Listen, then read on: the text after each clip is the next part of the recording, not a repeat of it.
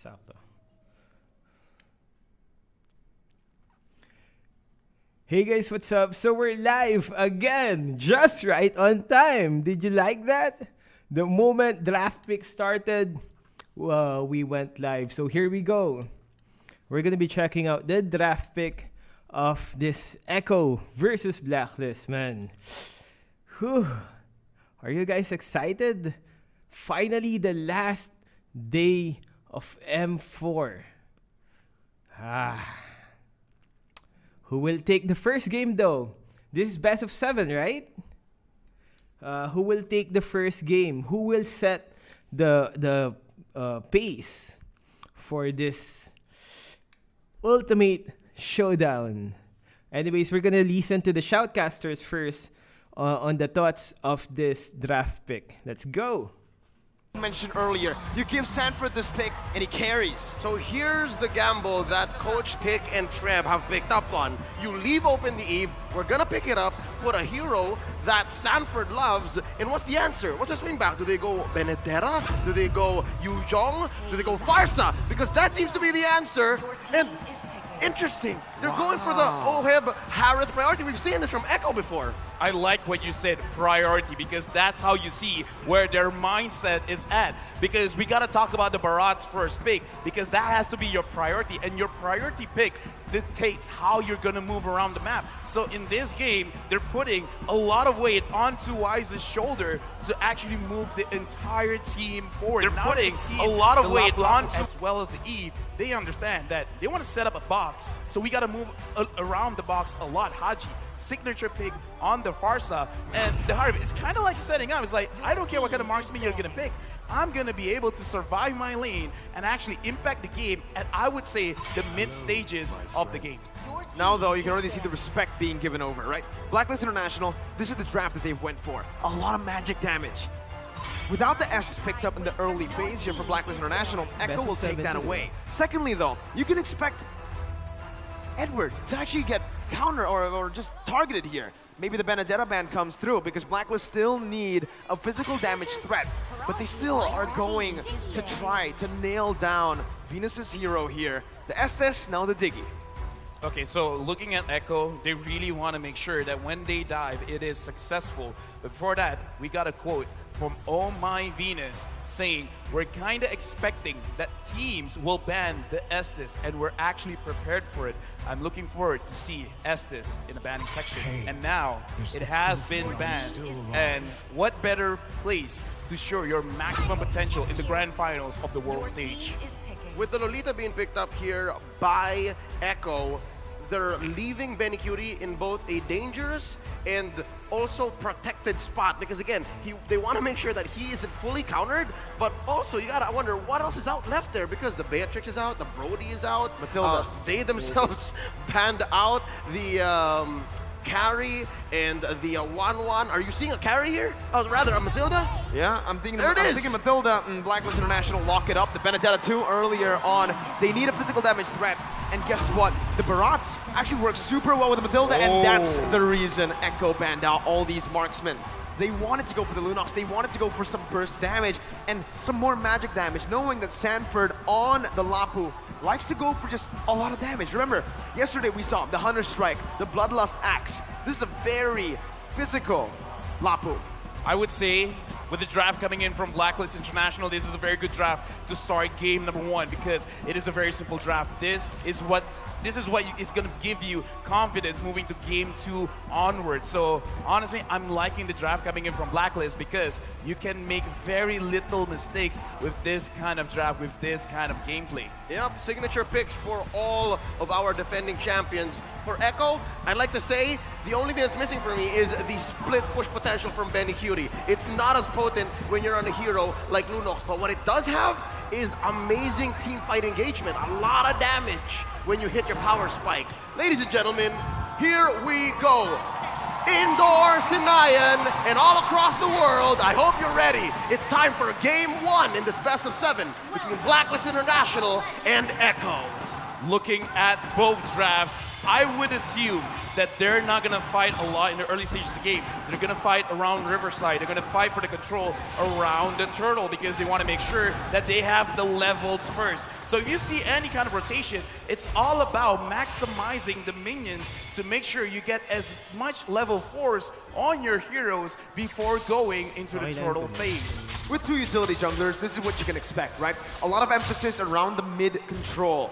Why? To control the neutral objectives like you mentioned earlier. Mid control plays such a huge impact in this game, and you can already see for both of the teams, Venus and Haji, Sanji and Yaoi, they're focusing a lot, putting a lot of resources down into that mid lane to create some more pressure, but still, it's Blacklist International who secure the Lethal Wanderer. Okay, so now, looking at Blacklist as well as Echo, not a lot of action will come true. I'm thinking they gotta find a way for Echo to get Yaoi onto level 4 because that is a very big ultimate to have in the turtle fight. It's coming up in roughly 36 seconds. So Echo as well as Blacklist International, both teams, we saw in the best of 5 before, they like to see what the opponent wants to do first. Blacklist is asking Echo, Echo is asking Blacklist. Now Yaoi, he might get engaged for a little bit. He does have the flicker here, pops the flicker just to escape. Blacklist International with a resource advantage before the first turtle spawns in 15 seconds. That's going to be Blacklist here, knowing that they can buy time, but up top, Benny! Benny, already caught low, flickered out of that. Blacklist International now with 2 advantages in terms of resource, and maybe even Oheb can rotate down below. Oh, but there's 3 members from Echo here. Sanji still clearing the wave. Carlteasy dashes on out. Sanford setting it up. Turtle less than half health. That's going to be the final blow by Edward. Carlteasy going to be stunned up, but has the heavy spin. It does not matter. It's the first blood picked up by Echo, but the turtle will be slain by Blacklist International. Killed or objective. Benny going to be slain in the gold lane. Blacklist strikes back, making it equal. 2 ults spent by Blacklist up top. Echo takes 2 down in the bottom, but they do get Turtle. I'm talking about Blacklist. Was that worth it, LaFell?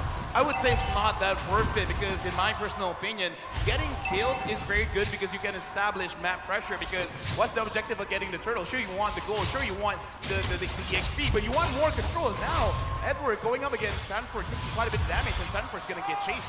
Circling Eagle onto Sanford here. Haji does not have the airstrike. Down to basic attacks coming in. Sanji not gonna be here to help him in time. Sanford falls in the XP lane. The Festival of Blood lifesteal is just not enough at this level. 3 minutes in, and I'm not sure if there's enough. Yeah, no, none at all into the emblems. Many though, look at that. That's gonna be the damage coming in. The Numenor Blast charged in, but knowing that Oheb has the Purify, they decide not to commit just yet. Yeah, looking at all of the emblems as well as the way that they're setting up, Sanford, his personal goal in this game is to get at least 3 kills. Once he has that 3 kills, he will maximize his emblem. Oh, my Venus getting poked out just a little bit. But now, looking at the map, if Echo could give those 3 kills over to Sanford, we can see Echo being a little bit more explosive. You can expect that Sanford's gonna look for it. He's gonna pressure Edward hard here. Sent him home just now because they want to time the way that this turtle goes. Again, we're 20 seconds away. Benny Cutie pressuring Oheb as well. Oh my Venus and Yaoi playing footsies, making sure that their gold laner gets the advantage. The zoning coming in again, right? This is what we kind of expect in the gold lane matchup. Harith, once you get to level 4, isn't really going to be able to threaten the Lunox. And even in the XP lane, we saw that Edward was winning early on, but now that Sanford has gone that level 4, has gone a few items down, it's a bit tough for Benedetta. Oh, turtle already spawned. Carlteasy spots out Haji. Yeah, there's the RWM. Not going to be able to find anything else though. The stun does connect with the Feather Airstrike connecting onto Sanford. The Petrify locks him down. Edward finds the pick up. Blacklist International now with a man advantage. Rotating around the turtle, circling Eagle onto Yaoi. He's going to be able to find his stun. Carlteasy jumping in. Numenor Blast charged in with the flicker as well. Oheb with no Purify here, doesn't use it just yet. Why still winning the Retribution battles and pop? This is on force. Now Yaoi going to be able to dodge away for now. That's a lot of burst damage as Yaoi will be slain by Edward. Echo losing out in the straight. Blacklist has amazing battlefield awareness. They knew exactly where every member of Echo was. They almost threatened orange steal from Caldisi, but they're not done. A stun and a knock-up. It's still Matilda Airlines here for Blacklist International. Blacklist is showing what they want to do with this draft. You want to establish control. You want to make sure that the Riverside, you're winning. And the specialty of having a Matilda is when someone overextends, they're not really overextending. In their previous fight in the Turtle, they were very focused. What do we want to do? Turtle first, but now they want to kill. And they get it, right? It's onto Venus, the roamer. Anything that Echo can get here in the first 5 minutes, they will. In the first 2, they were willing to trade and get some advantages, but now wait, a stun onto Oheb, forced out the Summon Force. Pops the Purify as well. The real world inflation almost catches Oheb, but he is able to get out of that one.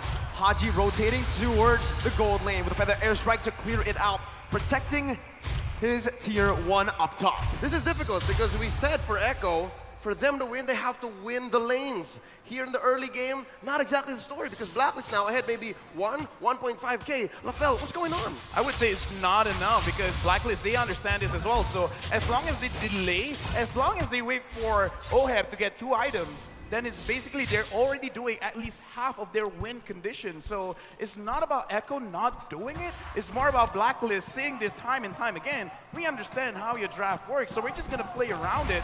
So even though, okay, so here's the thing. Echo, they needed to win by 2K, by 2,000 gold. That's LaFell's threshold. So if Blacklist having 1.5K lead ahead, they're really at the driver's seat. Well, right now, it does seem that way, but Echo are going to be able to force it out. Oheb going to be caught low, but Venus comes in to save Oheb again. Haji with the rotation, circling, eager to lock Yaoi down. Good selection right now. So the airstrike will come through. Yaoi going to be able to get the stun down onto Venus before he gets taken low. Now, guess who's here? It's Sanji with real world inflation. Jumping in, but there you go. It's going to be the guiding way. Haji going to be slain though by Benny, who uses the chaos to take him down. Sanji still poking Venus down. Echo are looking to get the siege down onto the tier 1. Meanwhile, on the Turtle side, Carl TZ is going to be taken low with Sanford with the 2v2. That's the bravest fighter popped into the back line right now. Is Carl TZ going to be able to find it, and Wise is going to fall. Edward finding the stun onto 2 with the eye for an eye to dodge away from the CC. But still, Echo, they win out on that trade. Not just that trade, but on 2 fronts. They pushed up top, got a kill down bottom, and took the last turtle of the game. We got a lot here because again, 500 gold, that's great, but Sanford having 1 kill. He has 1 stack on his emblem, and now looking at this, Carl, he's in too deep. He's looking for a steal here. He does get the orange buff, not punished enough by Blacklist International. Oheb and Haji falling in the gold lane once again. We spoke about this. Winning lanes is how Echo can get it done, and Benny, 3 kills on him right now. Finest example of caster curse. You start talking about it, you start questioning it, and it comes up almost immediately. Yaoi with the Numinal Blast. Definitely welcome to cancel it out. That's the anti-CC coming in. As Sanji does the damage onto the tier 1. Bravest fighter by Sanford just to get out. Gets that anti-CC down, unstoppable. Meanwhile, Blacklist International trying to make their way up to the gold lane. Gonna be poked down by Benny as Carl TZ sieging down that tier 2 in the gold lane. Carl TZ gonna be careful here. Takes the turret down. Gets out with relative ease. What a swing for the House of Highlights. Unbelievable. I can't believe that maybe 4 or 5 minutes ago we were talking about how Blacklist was ahead, possibly way past the LaFell threshold, but now it's Echo who's pushing it, 2.5K ahead. Well, they have gone way and above the threshold, and the way that they did it is because they understand, okay, we're just gonna stay in lane. There's no use trying to out-rotate Blacklist at this point, so we're just gonna say because Oheb is gonna be the one that's gonna deal a lot of the DPS damage later on, so shut him down first. Right now, there might be a skirmish in mid. For the airstrike was used up just to clear up the waves. Echo, with his composition so far, can constantly be threatening these sieges. And also, they can also be looking for a lot of plays on the map. A lot of kill pressure here in their lanes. Yep, and that's why they're ranked first in average kills so far, 16 plus, because the way that they attack the game, the way that they approach it with their strategy is they want to convert from kills. They don't want to take objectives only. They want to win first and then go from there, which is, I think, what they're doing here. They're baiting the Lord. This is a Lord dance if I've ever seen one. Oh, Sanji's taken low. Edward jumps in, but Sanji flickers out for the final blow. The Petrify is still available by Edward right now as he uses eye for an eye, but Sanford notices that. Jumps in with the bravest fighter. A lot of resources spent already as Wise looks for a better position. Haji gonna be able to actually dash in with the wings by wings as that's the Numinal Blast connecting onto Edward. Edward gonna be taken low, taken down by Sanford. And that's going to be a 50-50 play around the Lord. Wise here versus Cortese, and Carl takes it down. There's a on force by Oheb. Not enough to deal the damage right now. Xiaoi's going to be able to get the stun down onto Haji, who's going to be able to dash out of that one with wings by wings. Feather airstrike to snipe Sanji down. Benny! With the dash, takes the kill onto Haji. Was that Benny Cutie DD? No, didn't even need the flicker. Dude, that was Benny QT. And again, looking at the items here, because we got to see whether they are strong now or not. Looking at Benny Cutie, having 3 core items, Cloud Destiny, Lightning Treasure, as well as Divine Glaive. Right now, Oh My Venus getting engaged by Yaoi. Numenon Blast again, locking the Queen down. Venus gonna be chased down under the tier 2. Wise here providing the support. Carl Teasy looking for an angle, but will back off for now. Tier 1 falling in the mid lane. Echo pushing the pace and the tempo. Thou shalt not take my queen, says Wise. Echo pressuring mid lane tier 2, even tier 2 down bottom. That's Sanford going solo, Lord up top. Echo is 5k ahead here, 11 minutes in. It's still not over because Blacklist International, they can still come back because they have a very beefy front line, as well as a lot of damage coming in from Haji and Oheb. Oheb just finished the Holy Crystal. Looking at the damage from Haji. Haji can't connect it just yet. Carl TZ is spotting people out. The Lord is here. Will Echo engage? They will. Numenon Blast charged up already. Just to zone the other members away. As Oheb jumps in with his on force. Wise in the front lines, providing the support. Real world manipulation, baited in. Sanji not dealing enough damage for now. Blacklist just backing off. Echo doing the same thing. Noticing they have the lead. It's disciplined plays from Echo. Relatively safe defense and siege from Echo. They did their best to get the most out of that Elemental Lord, but we have a Luminous one possibly coming up in a minute and a half, forcing out a feathered airstrike. Echo is relentless. They're not leaving. Yeah, but look at the way Blacklist, they're defending themselves because they're not necessarily sacrificing their own HP just to defend their base. Like, they're defending everything without taking too much. So now Blacklist, they're preparing themselves. In case Echo wants to engage, they can fight back. The problem is, Echo, they're not engaging. They know that they have a lead and they're not going to lose the lead. Looking at the items as well. Oh, but before that, looks like everyone is just pulling everything out. Looking at Haji, he already has 2 main items. He's waiting for his own Holy Crystal. Once he has the Holy Crystal, the kill pressure is going to be a lot onto Echo. So right now, Blacklist, it looks like that's what they're waiting on. They're waiting for their carries to actually complete the items first. It looks like Echo has cornered Blacklist into their base, and this is the trademark Blacklist defense. A lot of teams worldwide have been on the receiving end of this defensive rubber band, and it's not impossible that Blacklist still comes back, but with Echo at 6k playing this defensively, playing this disciplined, waiting for this Lord coming up in 5 seconds, it looks like Echo also knows how to combat that. It's gonna be really tough now with a 7,000 gold lead technically built up by Echo, but with Blacklist minimalizing their losses, it seems like despite that 7,000 gold deficit, they're still able to contest, they're still able to open up the map without grouping up as 5. Yeah, looking at the map as well, Blacklist, they're not really moving away from each other. They should understand that this Lord is going over to Echo for free. Having that Lunox makes it very difficult for you to contest. And that's the power spike we're looking at. Echo, this is the inevitable. They have set themselves up for success here. And for Blacklist, the answer is to send Agent Zero, send Edward into the long lane and try to push that, because not a single tier 1 has fallen for Echo. They didn't even have to use the Retribution, by the way. So Carl Teasy was able to steal the purple buff away. So right now, again, Echo are just building up the way, slowly but surely, to finally take some base turrets down. This is what kind of feels bad as a Baras. You kind of don't care too much about your buffs getting taken away, but what you do care about is it's hard for you to maintain those stacks, because Baras is at his strongest at, like, what, 15 stacks? Because looking at Wise now, that is a pretty small Wise. That's a small dinosaur there, and you're right. While Echo's taking away even the small camp, the small creeps in Blacklist jungle, and then freezing the waves, waiting for it to sink with this Lord, then this is the best that Blacklist can do. Oh, there's a couple of ults spent in. Oh, very low. And we're gonna be caught on the Numenon Blast as Benny jumps in with the damage! And that's the combo, the notorious one. As Echo now looking for the siege into the base turret in the mid lane. Lord still marching in the top lane. Concealed play, gonna be popped in. Echo looking for more. That's the airstrike popped in, but look at Sanford, he flickers under Haji, but he's gonna be able to get out for a bit. Haji gonna fall. The circling eagle does not save the queen. Oheb, the last man standing, but Echo will secure game number 1. And there we go, man. It goes to Echo. Game 1 going to Echo. Oh, Wise and V talking. To be honest, I was rooting for Blacklist, right? Personally, I was rooting for Blacklist but we have to give that to Echo, man. They did that cleanly. Man, they did that cleanly, man. The start was a bit shaky with Echo, with actually Blacklist taking some of the earlier fights. But for some reason, man, Echo slowly got back on top. There wasn't really any big matches that suddenly flipped. Wait. Thank you for the donation, DJ Waffle, for the 200. And support. I don't care who wins. I just want to see good games. Said by DJ Waffle. Again, thank you, bro, for that donation. Benny's Lunox.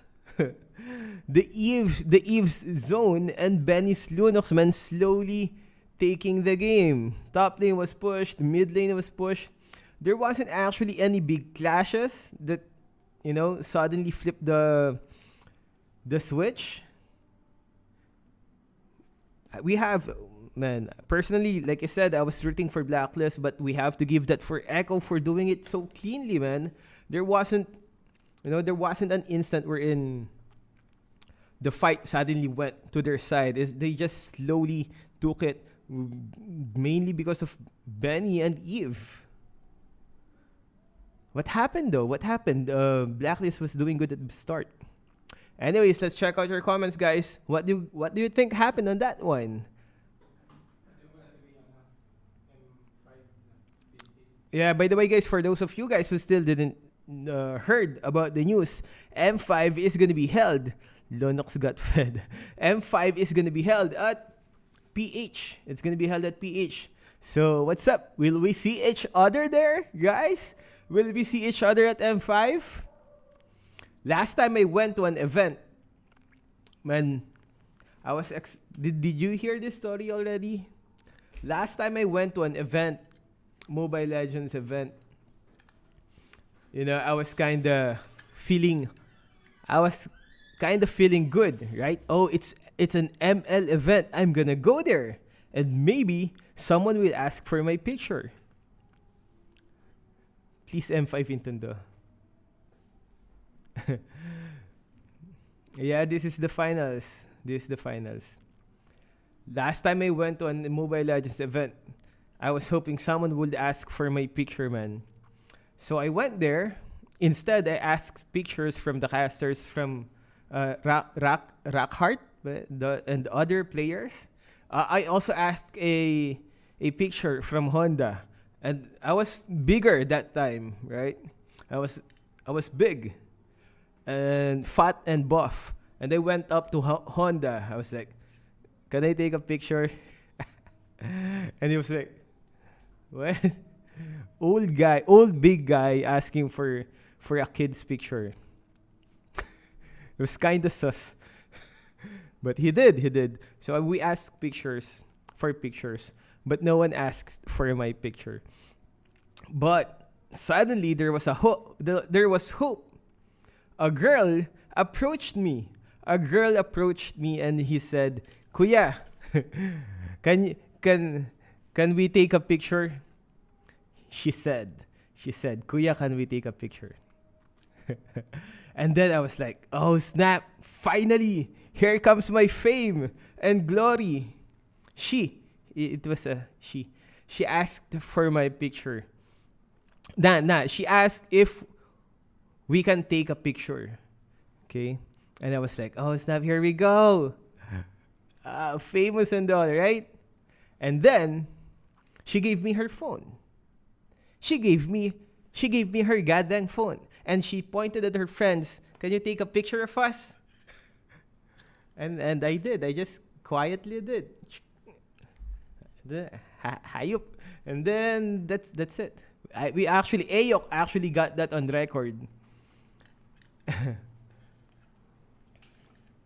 Ayok got that on record. Probably gonna publish it someday. Anyways, 10 minutes before the next match. I know, right? Last fight, no. This is game 1. This is best of 7. Best of 7. Shit. Ayok, props to Ayok for actually being so fast with his phone. When he saw a girl approaching me, he was also kind of proud, right? Ayok was proud. He told me, Ayok, finally, even Ayok was proud of me. Finally, someone asking for my picture. So that's why he was so fast with his camera. And because of that, we captured that moment. Yeah, guys, it's 10 minutes.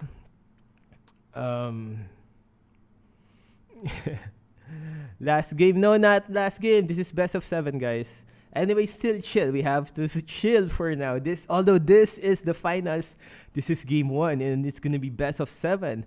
But like I said, Echo was looking strong on that one, right? Yeah, Ayok is Ayok a monkey naman. Ayok's my childhood friend. We've known each other for like, I don't know, when he was born. We were kinder 2 friends. Kailan daw M5?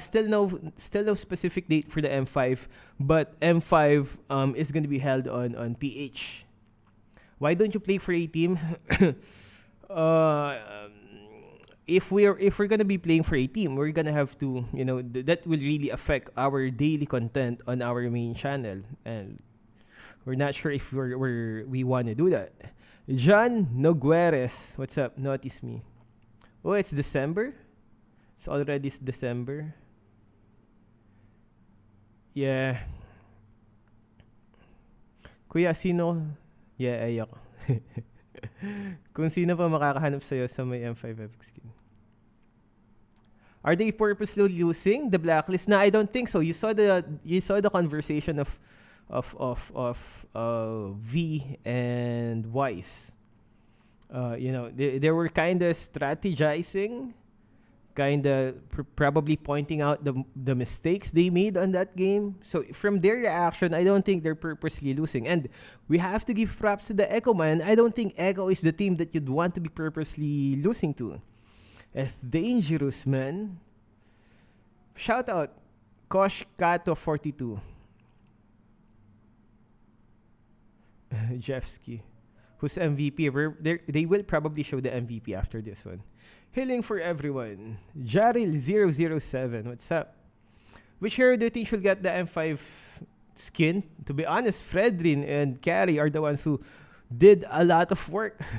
If we're just gonna base it on the heroes, Carrie and Fredrin and Eve, I think those 3, who else, did most of the work on the M4. Elgin Merc skin. Oh, Sanji being the Eve, man, really. Even though Benny Cutie was taking all of those kills, Eve, man, was zoning out people, making sure that the positions of the opponent's team is messed up. Kadita M5 skin. Yeah, Kadita also kinda did good on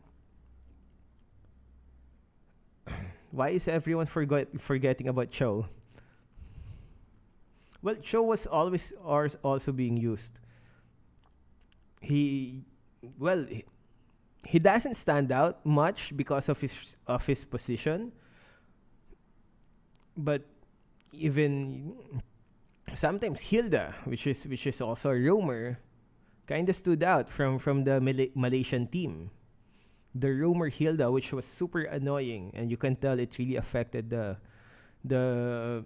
matches whenever the THQ had the roamer Matilda. How about the monkey boy MM? Nah, man. I mean, Claude also did his got his share of the limelight on the M4, but there's way other like Kerry, Beatrix, 1-1 couldn't perform much. Shout out to Sensei and my wife watching live. What's up? Jan Nogueras, shout out to his Sensei and his wife watching live. Sino po binoto nyo? We actually made a prediction on our video. We predicted that the top team, the number 1 team is going to be Blacklist. But we might be proven wrong on this one. The 4 teams we chose on that prediction, actually 5. The 5 top teams we chose on that prediction was Blacklist, Echo, RRQ, Onyx, and Falcon, which was kind of right. But also the Valley being there. Who's your favorite player on Blacklist? I'd have to say both, Venus and Wise. I know it's the generic, it's the generic pick, V-Wise, but still. Yeah, definitely. By the way, guys, Echo is the underdog on this one. So who knows? Echo might surprise us as well. Ako si Doggy never shined in M series. Like I said, it's kind of hard to be a content creator and a pro player at the same time. I think the boys of Doggy was also had a lot of social media, was also getting a lot of social media stuff on YouTube. So is that the reason was that a reason why they couldn't focus? Cause do you have any regrets on which one?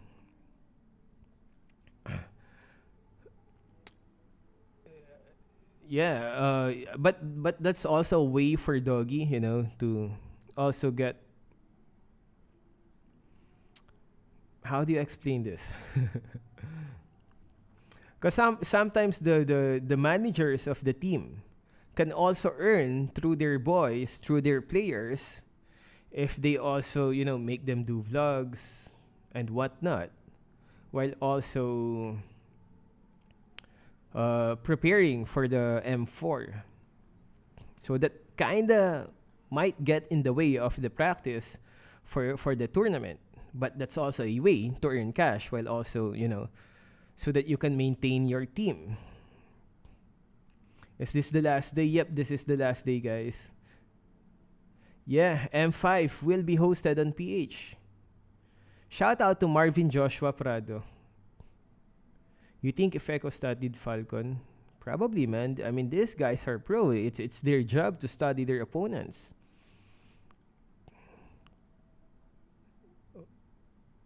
Donate skin.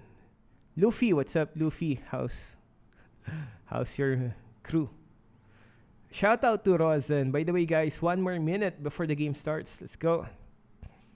Yo, what's up? Yokoso, Soul Society. Oh, Soul Society. Are you using a filter na? This is the light. There's no filter on this camera. It's the light from this one. It's a bit yellow. The light on this side of my face, it's a bit yellow. I had to look up proper lighting for video stuff. Lighting 101. Thank you, Sensei Jean Nogueras. Thank you, man.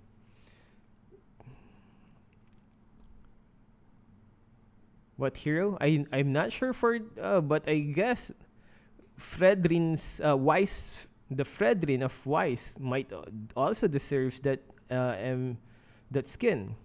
Beluga, yes, we're from PH. Hello, Caspi. What's up, Caspi?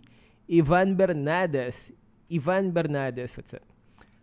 Daniel, will you be doing live again after this M4? Probably, Daniel. We're thinking about going live at least once a week with a trio team, with Dang and Ayok and me, probably trying to go rank and failing. Ooh, mother liquor. What's that? Sanford, Dimar, Ada, Sanford. Ooh, it's foreigner fans. Imagine playing so good in ML, you get foreigner fans. Here we go, draft pick. I'm gonna shut up. Let's go. To win you those battles. Going into game 2 here, It's about time we get into the draft. Lafel, what changes do you expect?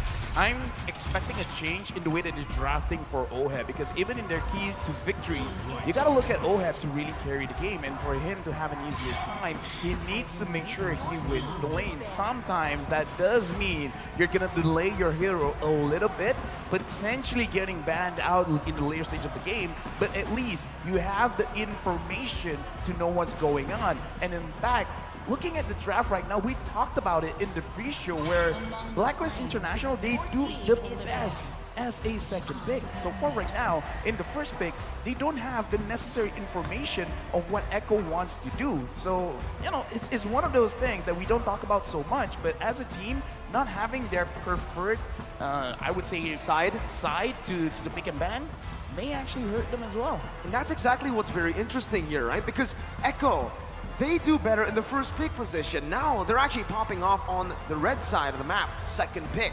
Meanwhile, for Blacklist, like you mentioned, they do enjoy being the second pick a bit more. We saw from the statistics earlier on, 72% win rate. But here, you can see the adjustment also made by Echo. In game number 1, they banned out the Estes in the second phase of draft. Now, they're prioritizing it here, but they're leaving out a hero. Open. Blacklist did this. They banned it. Fredrin. And now, this just shows the priorities that Blacklist have. Being here in blue side, having that one pick is so powerful because you get to build the lineup around it. And the answer by Echo is a Yo, GH, yeah, they're just compiling some of the playlist. Again, thank you for the $2 donation, GH. Thank you, man. Yep, gameplay playlist is being finished because there's tons and tons of them. Satyajit Kumar, thank you for being in your content creation. You too get us. Again, thank you, Kumar, for those multiple donations throughout all the live stream. This is gonna be our last day. Also, GH, thank you for the multiple donations throughout our live stream days. Last day, let's go. In fighting Blacklist International. And I completely agree, Coach Dick. They have been together even before they won the World Championship. Yep. And now a year has passed and they're still here. They're still making a claim for that trophy that we're all looking at the center of the stage. Going into the second phase, Echo bans out XP lane choices because again, Sanford's happy with the glue. They go ahead and ban out the Lapu Lapu. I just gotta say, there's an odd absence of joy. Yeah, the joy here not really going to be prioritized by any of the teams in the first phase. Heck, we might even, actually see it ignored completely in the draft for game number 2.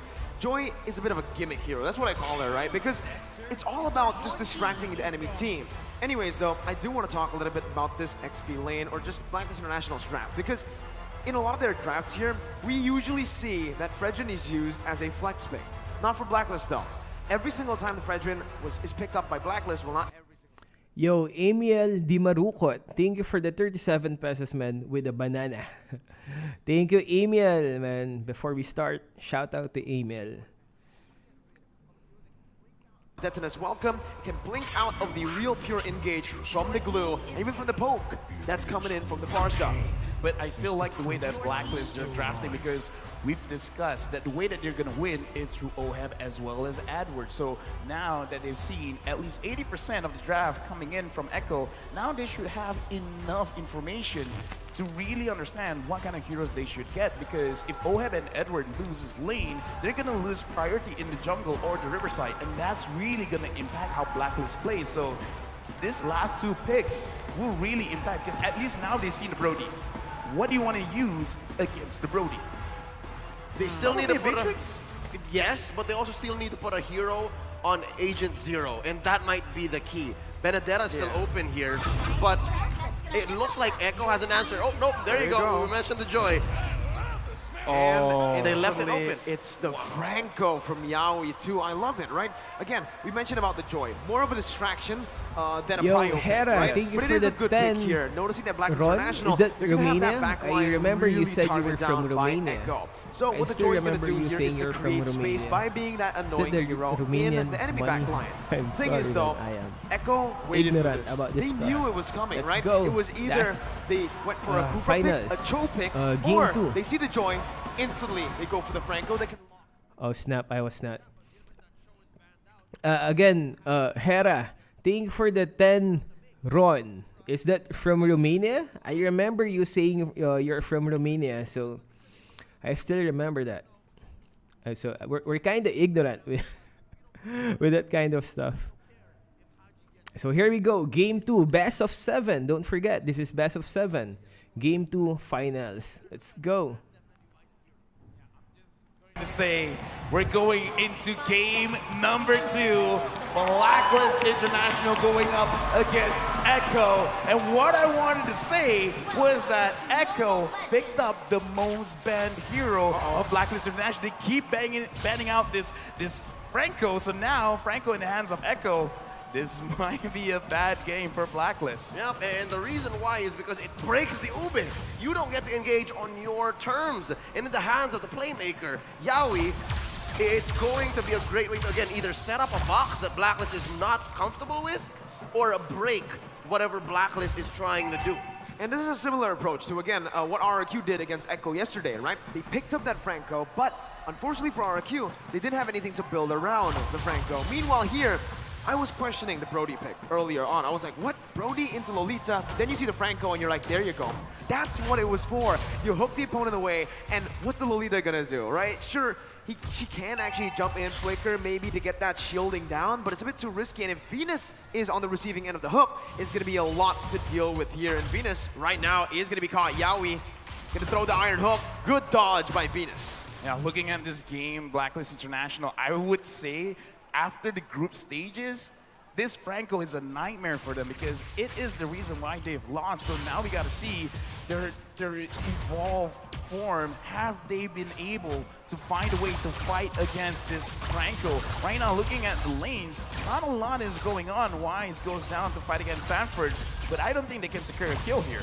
Too sustainable, gets out of that one. Wise is level 4, Carl TZ as well. Both of these junglers clearing very, very fast. In the end, it's Haji who actually steals the gold buff away. Yep, looking at a potential 3v3, 4v4 down bottom as they both jockey for position, finding a good pull for this Lord. And it looks like Echo is the one first on the scene. Carl TZ whacking away. Oh, there's a ult!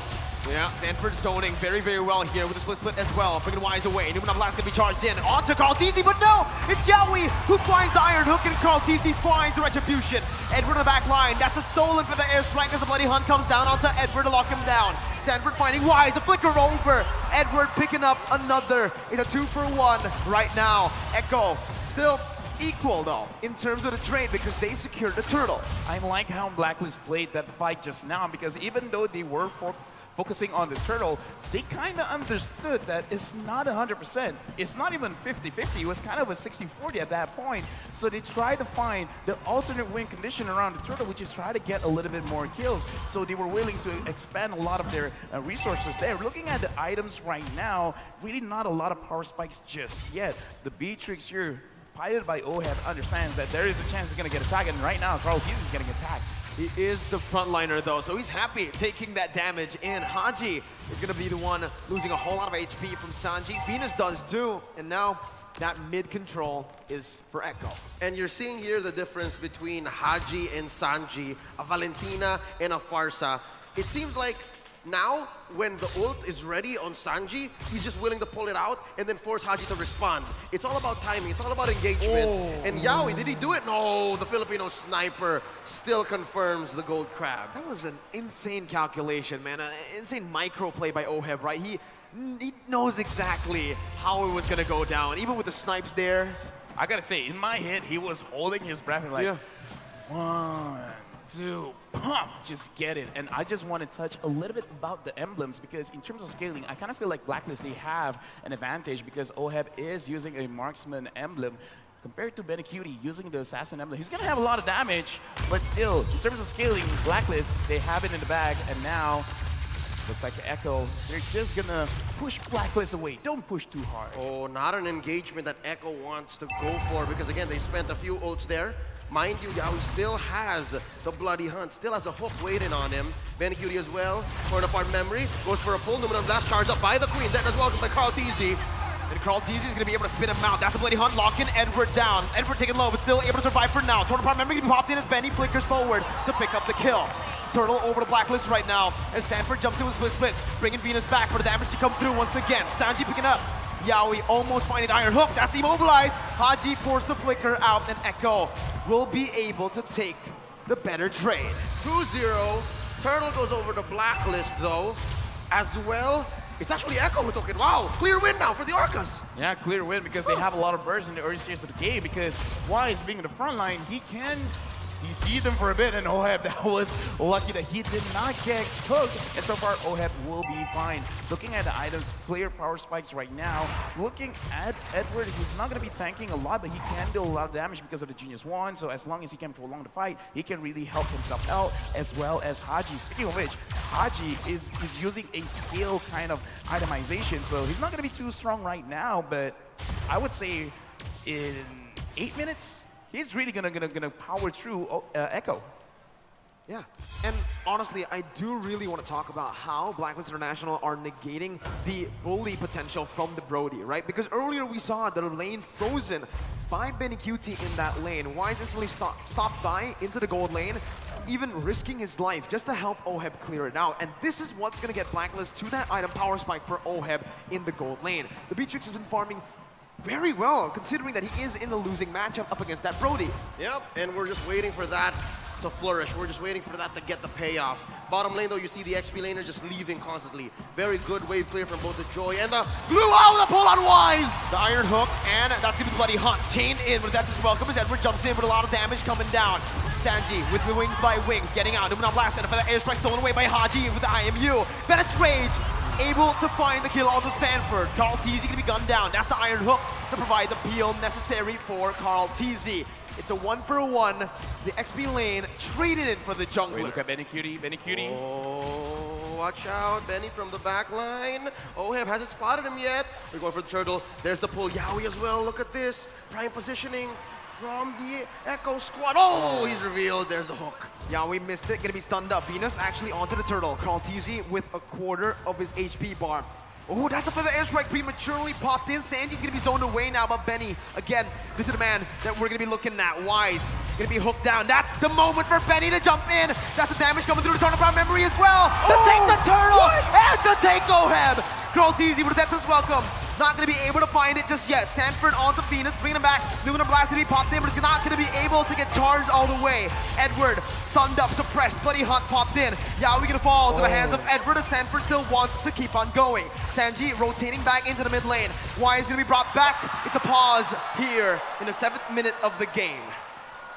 Messy engagement, and the payoff was just about to come up. Benny Cutie able to hide in that. Yo, while we're on pause, thank you for the donation. Prom D, are you still there? Nobody Prom D, are you still watching? Thank you for the donation and support, man. And next one is Caspi. Caspi, thank you for the donation and support. And for watching us throughout all this M4 event. Oh, hot babes. Why are you covering your face, babe? Show it. Show it. Anyways, here we go. Stun him up, get some stacks in, and then just kill him off just like that. But he's like, no, I'm gonna wait and say, I'm gonna make sure everyone is close enough. He gets into turret range, he can get stacks onto a lot of people and get maximum value from his ult. And that's what he did. He got maximum value from his ult. And again, there's a very thin line between, I guess, a mistake. Hey, shout out to Benji, Kagura, Rexadam, oh snap, they keep on adding up. Come on, man, find us, show us more. Love you, Elgin from Jaril. I love you, Jaril. Do you still remember Carl T's insane Julian play? Nah, not.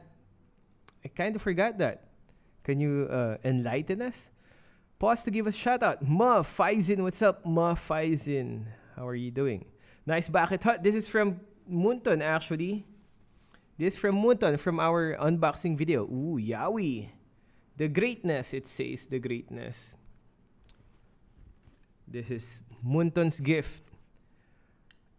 Rayman Singh, what's up? Shout out to Kimberly Musngi. Hi, Kimberly. I'm a boy. Shout out to Ehe. We're just waiting for the pause, man, guys. Oh, 1 minute. 1 minute before the game resumes.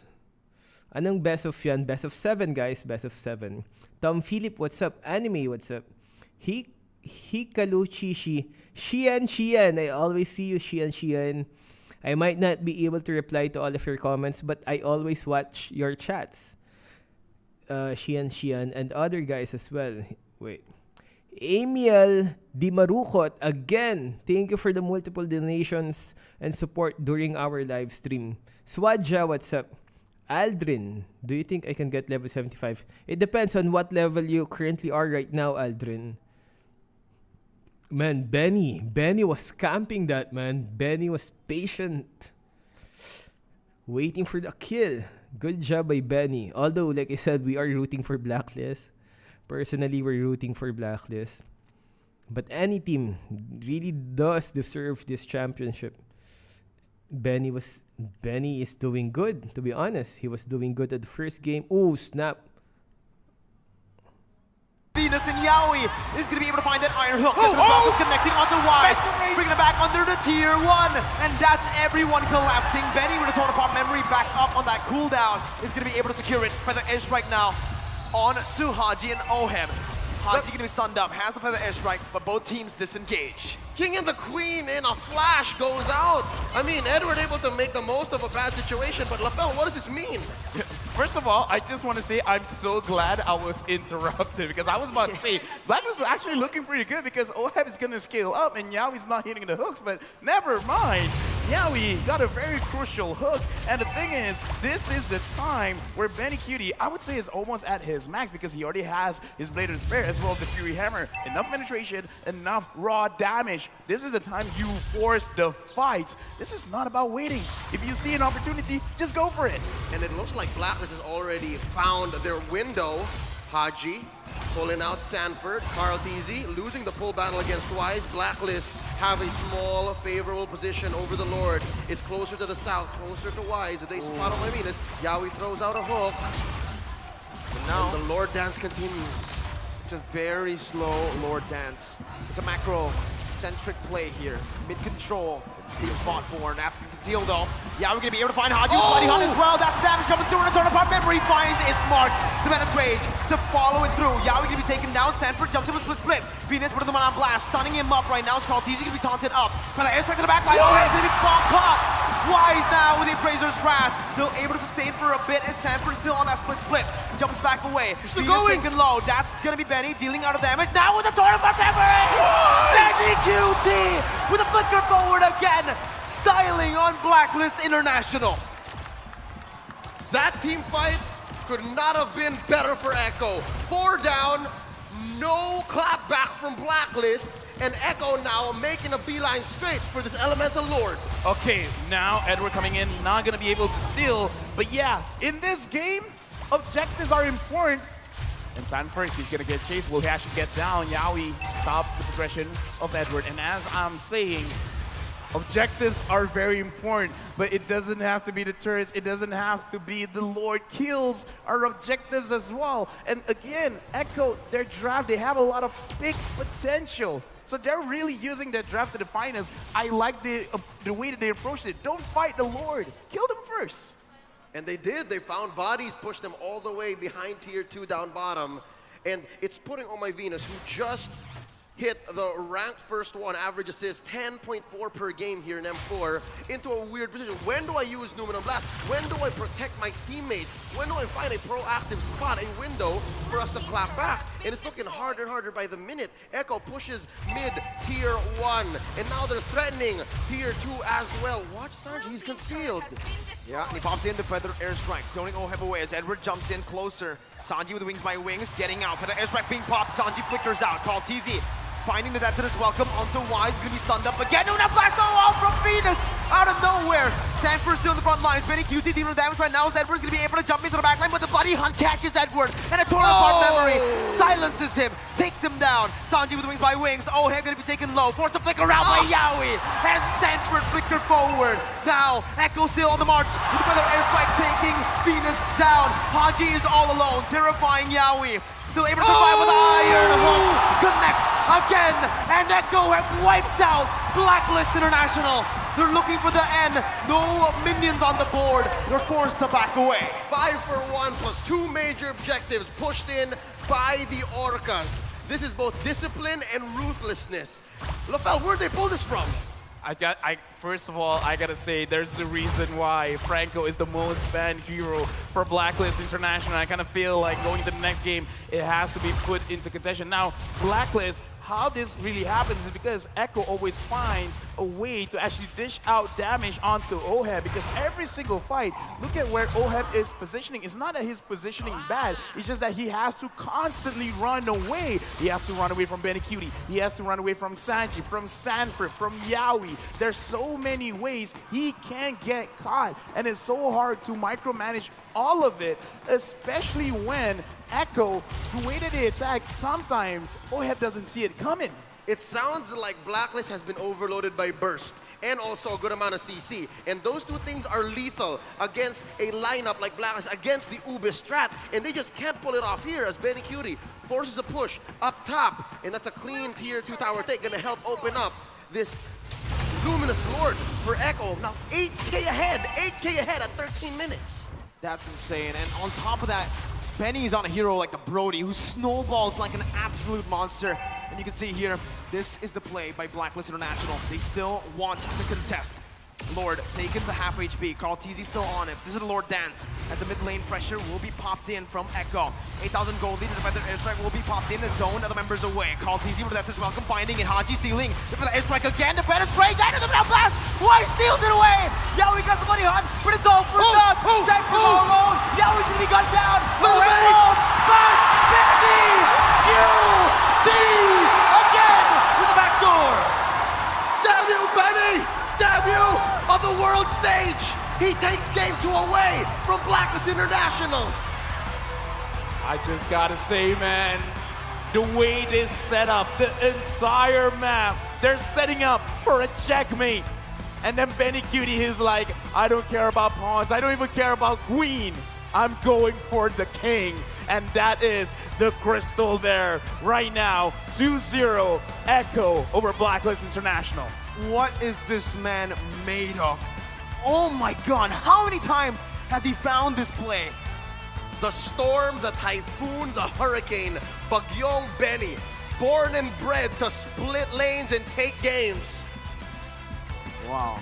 The shot calling, though, that was needed to make that play happen. I mean, again, it looks like Echo is not just they understand the draft, they just understand Blacklist in general. You guys want to clump up together, go ahead. Hey, we're going to take the Lord. You're going to contest for it, right? Well, go ahead. We're going to split push. I think this is just critical understanding of what Blacklist is going to do before Blacklist even does it. Because, again, throughout the game, they're still winning the lanes. And look at how they're rotating around the map. Because, okay, I'm not the analyst here. I mean, I'm analyst on the desk, but not on the stand. But look at how when the Lord was being pushed, Sanford, he could have pushed as well, but he avoided it. He went straight to the Lord, and he didn't care about the Lord. He didn't care about the jungler. No. He just went straight to Oheb, and he doesn't care. I just want to slow down Oheb. And then because of that, everyone was focused. We got to take care of Oheb. Now that they're taking care of Oheb. Man, okay, let's go. Game 2 goes to Echo. From the looks of it, Echo's planning to wipe this out, man. Is it gonna be 4-0? I think most of the teams did get ready for the Blacklist.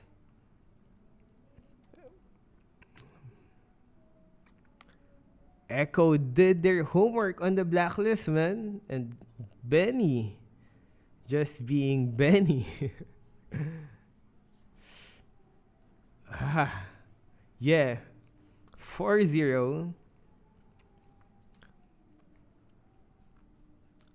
Can Blacklist answer back? Hopefully. Hopefully Blacklist answers back. It will be interesting though if it becomes a 4-0, man. That just means we have to remember though what happened, because these two teams actually already fought, and it was Blacklist who came out on top. On the last upper bracket match, it was Blacklist versus Echo, and it was Blacklist who came out on top, although it was close. So what happened on this one? A new strategy that's clicking against Blacklist. Kahit anong manalo, okay lang. Both naman, pero mas maganda Blacklist para back-to-back champion. Ooh, from Hannah Dizon said, kahit anong manalo, okay lang. Both PH naman, pero mas maganda Blacklist para back-to-back champion. Udita, what's up? Benny is using Hokage moves. Can we get Aldous M1 for free? Not sure. What do you think Blacklist did wrong in game 2? I'm not sure, man. Benny is just popping off. Like the casters, like the shoutcasters had said, Oheb had to watch out for a lot of guys. He can get eaten by Carl Tizzy. He can get hooked or ultimated by Yawi, which usually means, delete for Oheb. Also, he has to watch out for Benny Cutie.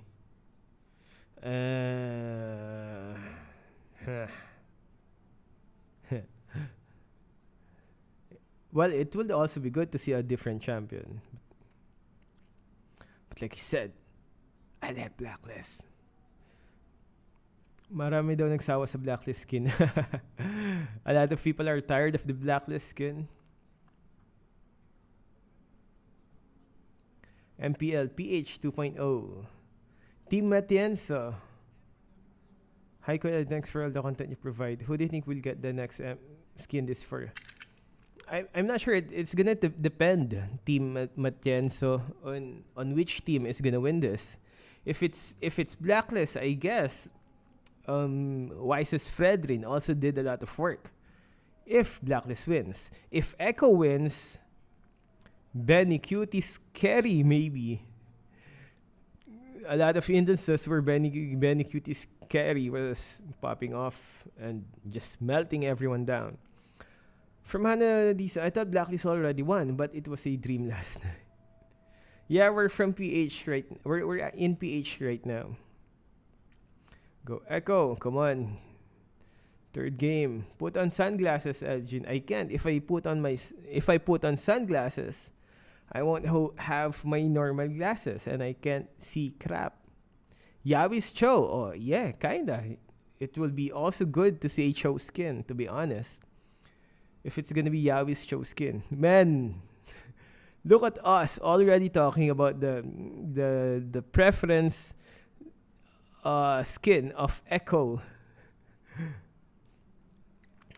Still not over though. Blacklist might still answer back.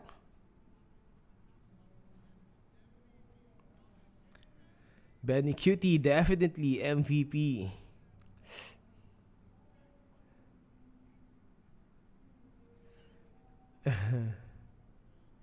How old is Sanford? I'm not sure. They said 16. Echo, sheesh. How do you say? Where is this held? Jakarta, Indonesia. Sino makakalaban niyang pagtapos? Nothing. This is the finals, Red. This is the last one. Last one. Good. Nah, man. That's bad.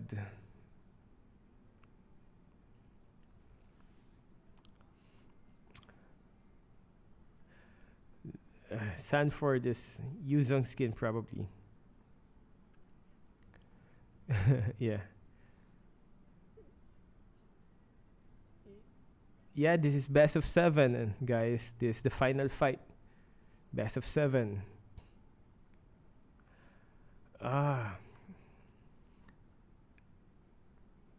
You guys should probably you guys should probably chill with With the G word, man. I mean,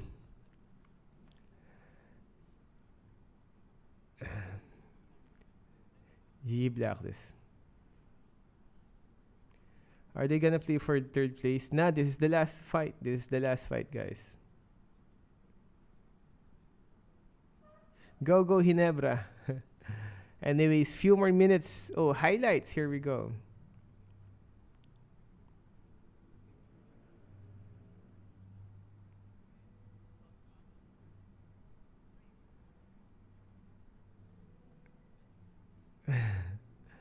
Real crate.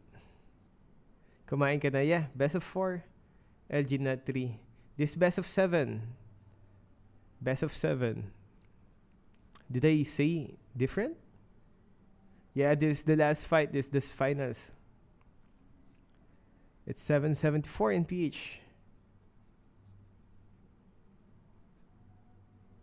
Yeah, definitely. Echo deserves also to win. Both these teams are doing good, and they've already proven themselves time and again. Although props to Echo. Props to Echo for actually being able to come back. Right?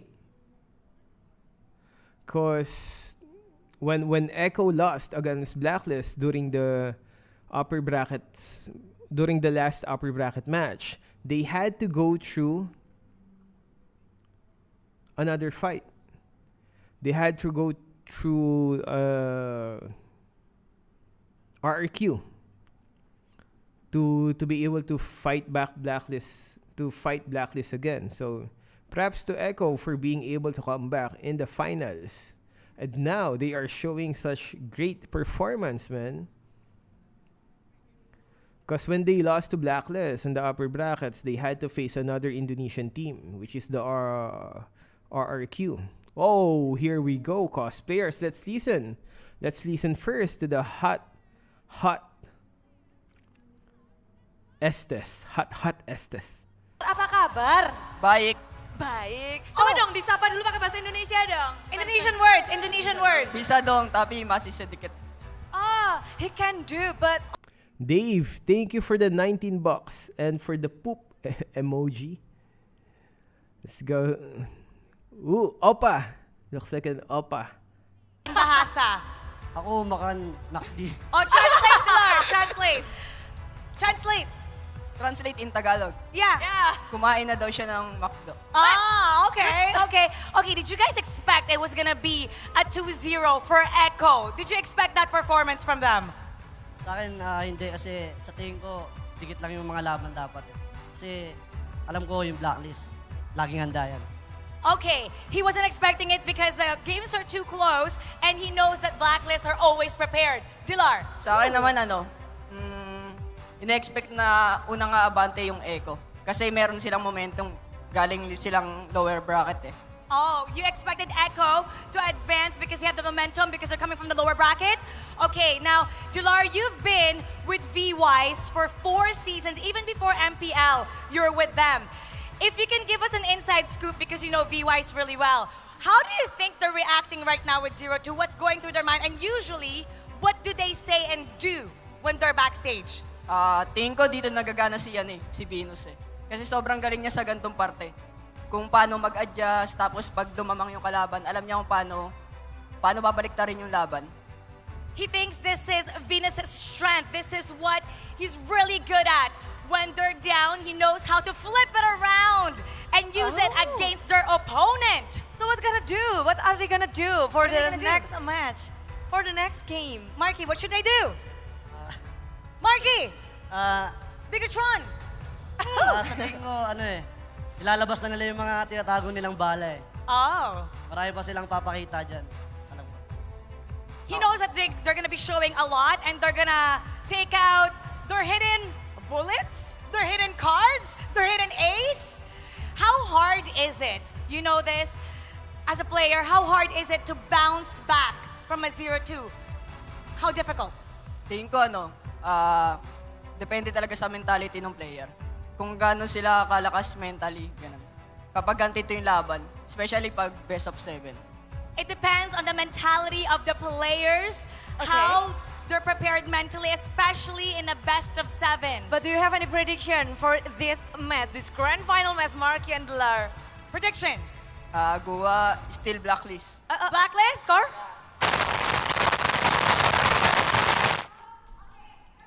Here first, okay? Okay? Dilar, get everybody to cheer for Blacklist. Let's go! Oh, Blacklist, hashtag break the code. Ang cute mo. Okay, for you. Echo loud, echo proud. Pinas lang malakas, let's go. Echo loud, echo proud. Pinas lang malakas. Let's go. Let's go, casters.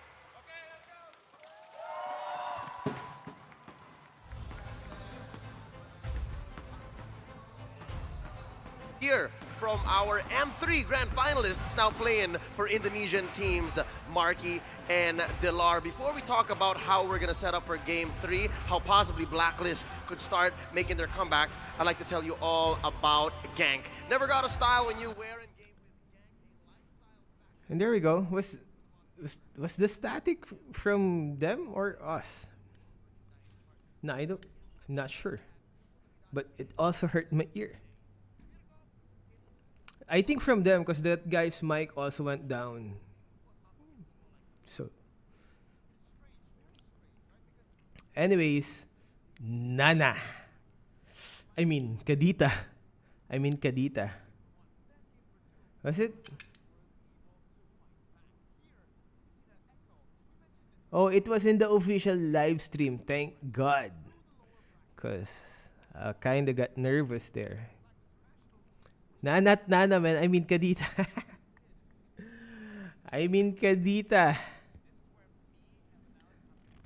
Well, who knows? Maybe that Nana inside the costume was more hotter than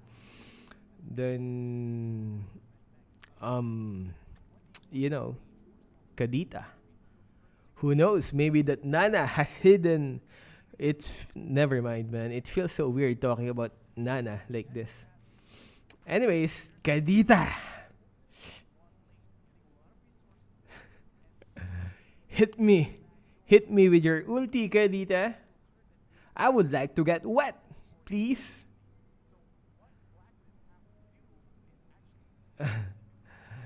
Anyways,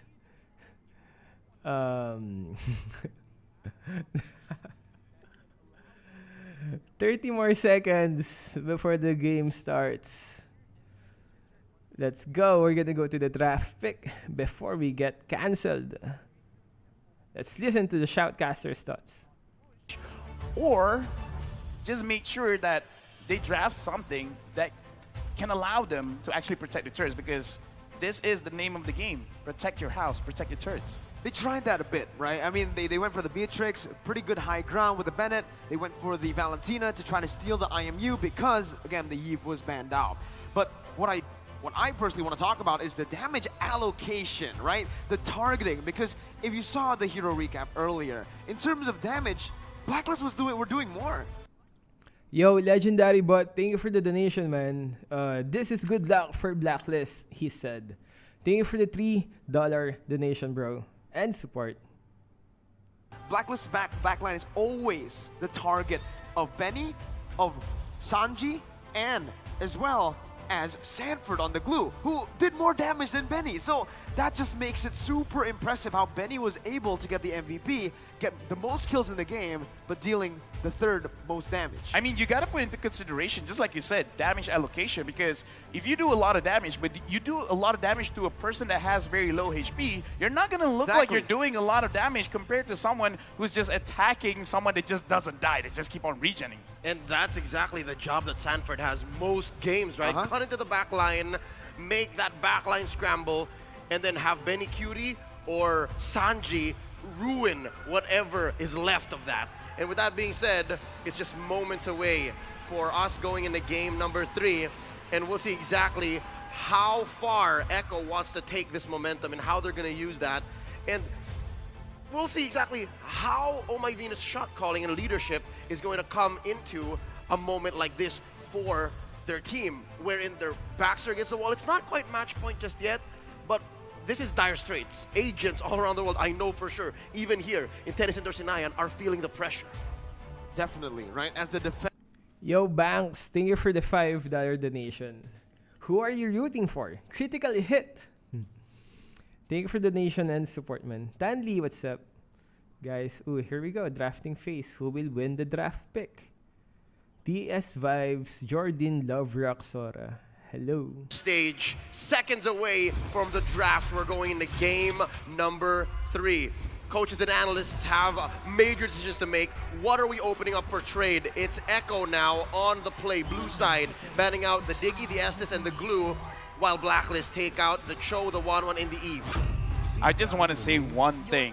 Echo, they're showing full respect to Blacklist International. Their first pick, they're banning out the Estes as well as the Diggy, because if they can always make sure that they're getting OHEB as well as Haji, the only way that they can be saved is having a little bit more HP. So getting that out of the way, I really feel like Echo has broken the code. As long as they can sustain long in the fight, then it's GG, because Wise can be in front all he wants. We really don't care. Ohem and Haji is not there, we're gonna win. But sacrificing the Fredrin, they're getting the Fredrin for themselves and letting go of the carry. How do you feel about this? I feel like it's a risk that Coach Treb and Tick are willing to take. Wow. And now even the Farsa is out of Sanji's hands. But they have a response just as quickly. Oh my this God.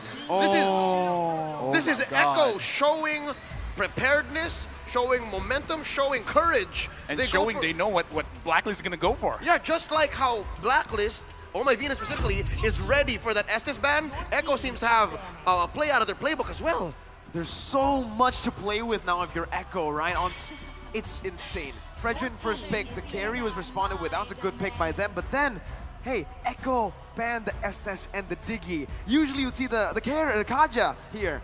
Kaja was open. They also answered that backline threat that Blacklist have with their own. Here, in the Lapu Lapu, they can dive. This is such a good composition already for them, and you can see what they want to ban next. It's Barats. Every single time, they understand who to ban for. In game number 1, it was Venus who was targeted. Game number 2, you can see a mix. Now, they noticed, hey, we picked up a hero for Wise, and he hasn't picked up a hero in the first phase. It's time to really go down and ban him out. How do you feel about this Colt Lafell Wise, who's confident in winning the M4 World Championship again because he's the only one who didn't use any assassins. He has 1,000 confidence, but how is that going to come into play here? Because that's a lot of non-assassins being banned out, specifically the Barat, and then his Fredrin's taken away from him as well. I think what he's really trying to convey is that I don't bend towards the meta bend towards me. That's why he's really confident, because people can tell him all day that, oh, the Ling is good, Hayabusa is broken and everything like that, and he's like, sure, but my name is Wise. I choose what I want to play. And now, looking at Barats and Akai getting banned, what is he gonna play? But I will say, I'm not actually looking at Wise to really change the game. If he does, then that's great. I'm actually looking at Edward, because I kind of feel like Edward is the key going up against this kind of draft, seeing the Kaja, seeing the Lapu Lapu, seeing the Fredrin. He should be the space maker and the initiator for Blacklist International to make sure that OHEB and Oh My Venus have optimal way to actually go into a fight. Thing is, Blacklist International, they've tried that, right? They gave Benedetta a playmaking hero to Edward. In the second game, they gave him Glue to buy a little more time. Play as a distract. Oh no, sorry, Joy, my bad. Distract, right? But it didn't work both times. Now, what's open for him is that Benedetta, right? Wise is going to pick up that box share first. I was actually thinking the Valentina in the jungle. We haven't seen it in a long time, but with the Kaja having that Divine Judgment, it's a good ult to take. Benny still wants to play that Brody, knows that up against the carry, he actually has a bigger advantage here compared to last game in terms of just laning. If anything, since the Valentina is not banned, might go into the hands of Echo, but it looks like Coach Treb and Coach Tic-Tac are reading into it. I think they're afraid that Bonchan and Master Basics are ready for it. Because again, it's wide open, right? But you need a good level of burst to make Echo's lineup work. I think the better option here would be the Lilia, right? You get a bit more sustainability. You already have such a good composition to dive in, but it does seem like they... Whoa! Nope, not the Valentina, not the Lilia. They want to go in. Dude, it's like, let's end this game as quickly as possible. They want to go in. Dude, I'm loving this. Okay, so Edward picks up the Yuzong, and again, this is what I want to see because he has to be the one to dictate the fight. He has to go in, but man, oh man, the burst, Kaja picks up anyone. You got the Gushin, you got the Brody. Okay, here's the thing. I love the draft. Works or not, I love the draft. Yep, this is a throwback to about 2 or 3 months ago when MPL Philippines, MYID were in Season 10.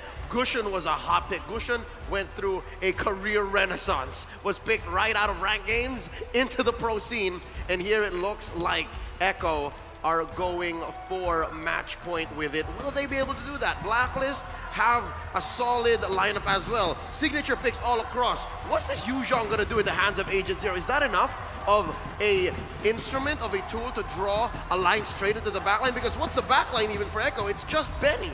Dude, honestly, I kind of feel like it is enough because just make sure everyone is close enough together because you're just trying to distract. You're letting everyone else do the damage. We'll see how fast Echo can go and how Blacklist answers back. This is Game 3. This is for the M4 World Championships. This is the first Gushin pick and M4 too, right? Fun fact. Hey, right during the break, when it was the analyst segment, me and Leo, we were talking about it. We were like, hey, Echo in Game 3, they got a 2-0 lead. What are they supposed to do? Don't experiment too much in the draft. But here they are, experimenting in the draft again. In the Worlds, at the World stage. My dude, this is insane. It's Gushin's debut. I fully trust Coach Trev and Coach Tic Tac and Echo, all right? They're putting on a show for us.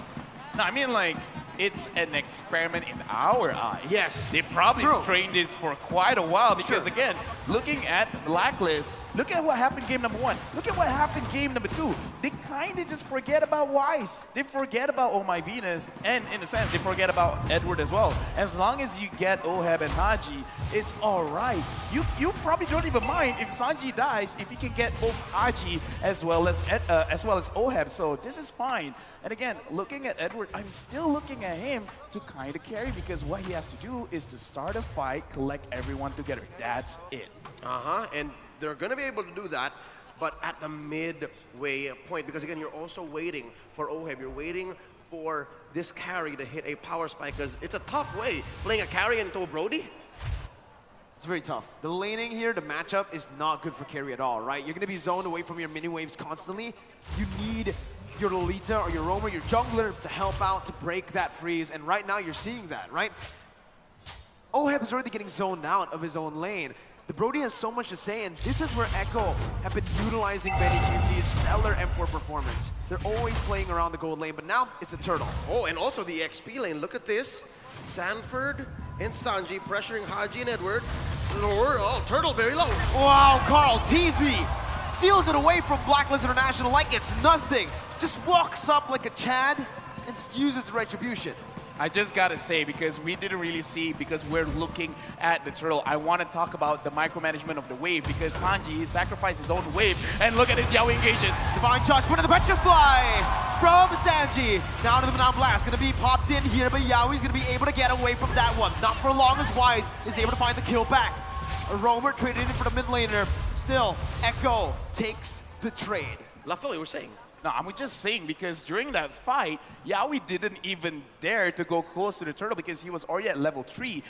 Sanji, with the Gushin, went to the EXP lane, absorbed some of that minions, while Yaoi secured the entire minion wave in mid, allowed him to get level 4. And we just saw the engagement there, but I want to talk about how Carrie's having a difficult time. It's going to be more difficult now that Yaoi already has the Divine Judgment, so Oheb, he had the bad time before, it's going to get worse.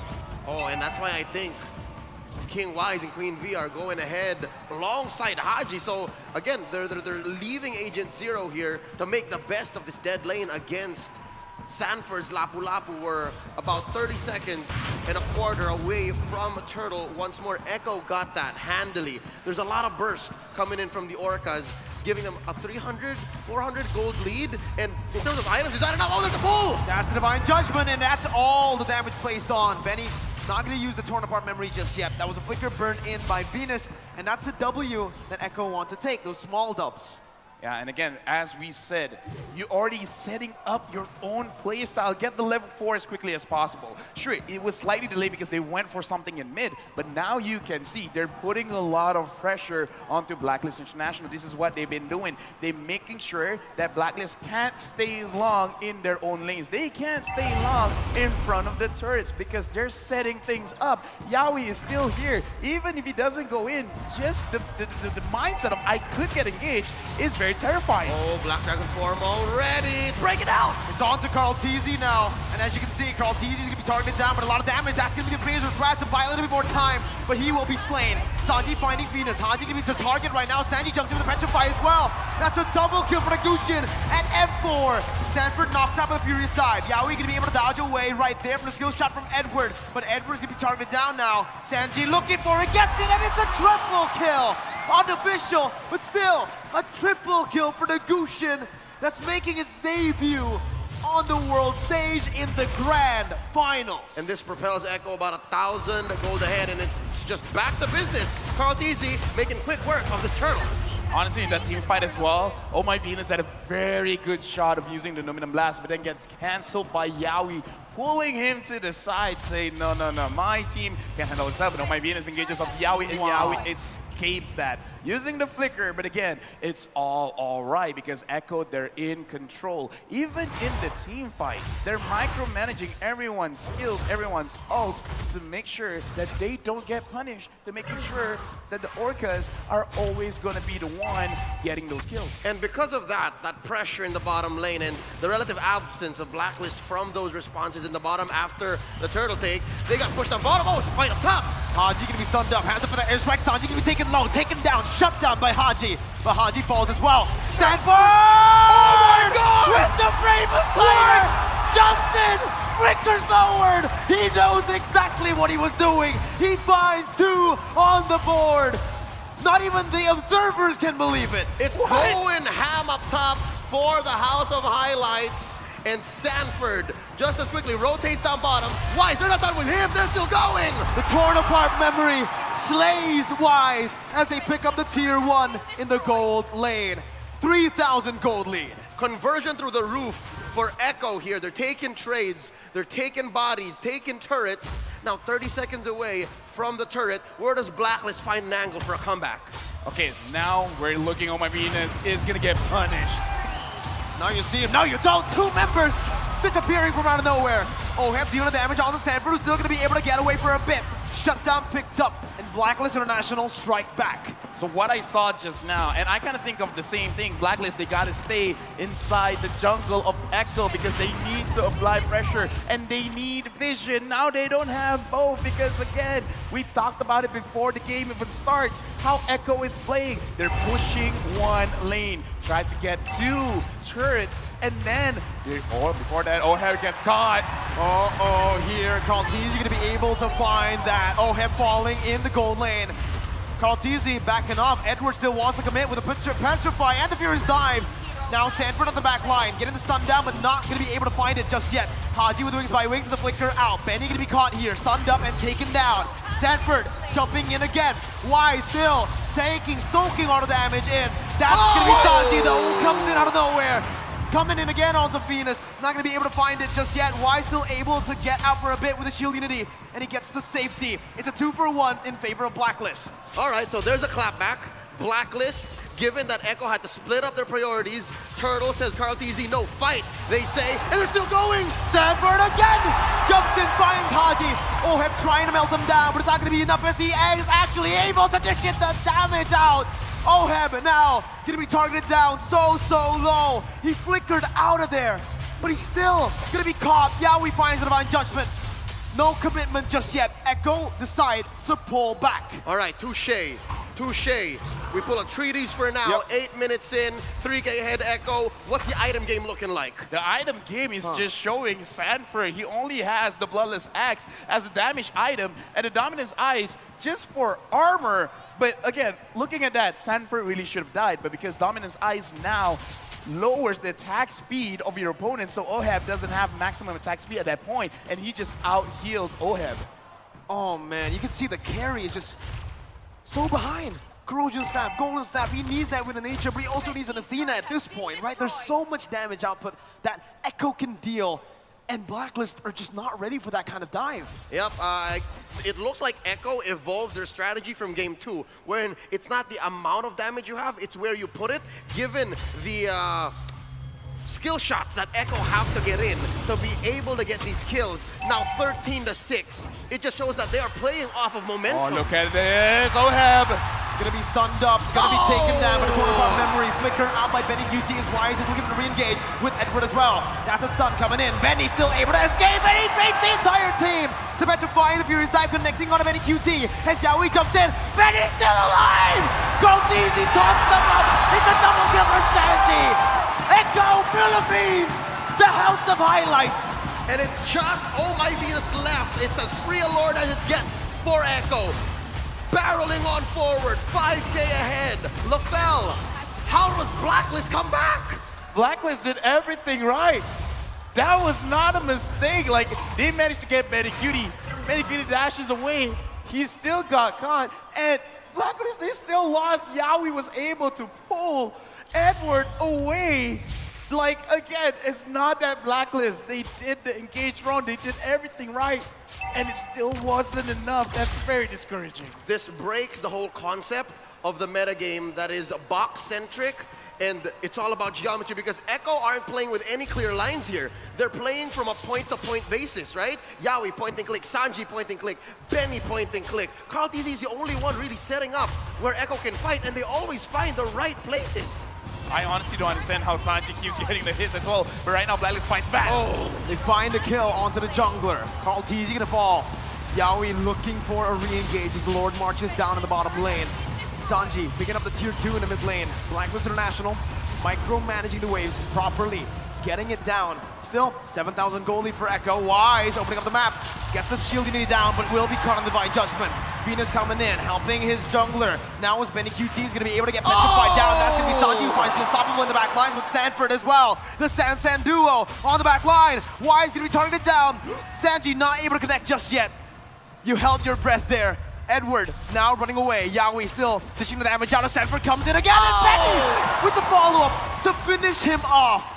That sword spike was about an inch away from Wise. If Sanji had it hit, would have been over for King Wise. But that doesn't change the fact that this Lord, Luminous Lord, coming up in about a minute and change, should be lethal. Oh My Venus drops, the Luminous Blast is still going!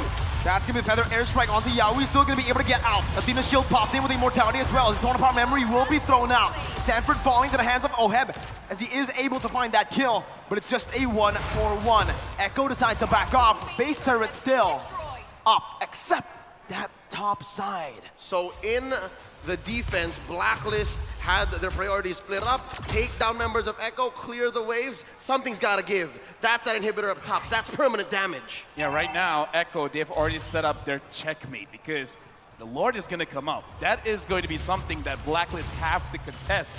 Now the question is, can they even contest it? And LaFell, to add to that, it's in the long lane. It's in the opposite lane that Lord is in. It's very clear, it's inevitable that Benny's gonna try to do the same thing. I mean, we talked about this. This is how they play. They set up the map to their own favor to make sure they have multiple ways to actually win the game. They can win through a team fight. They can win through getting Oheb, through getting Haji, or just going straight, beeline to the king, dropping down the base itself. So this is beautiful coming in from Echo. It's more or less the same thing, but executed in a different way. They're playing with inevitability. Echo have played to a brilliant situation right now. They're 7K ahead. They're making easy work of this Lord, and Wise checking in. V pulls the conceal. They've committed a lot of resources here. That's the Numenon Blast, not finding anyone. Yaoi looking for the Divine Judgment, able to find Wise as they try to burst down the Lord. Lord to be secured right now is asking to be finished fronted by Sanji to buy a little bit more time again. Benny! Wise got it! With the flicker again to find a Torn Apart Memory! Yaoi's looking for more. That's the Petrify and the Furious Dive used up. Sanford jumping in with Bravest Fighter. Oh my god! Sanford! Benny! Sandy called TZ Yaoi! They keep styling on Blacklist! That's 4 for 1. Lord as well going over to Echo. They're gonna push bottom lane, and they are going to threaten the game end. They catch Oheb. Again, under the base. Oheb very low. It's match point for Echo.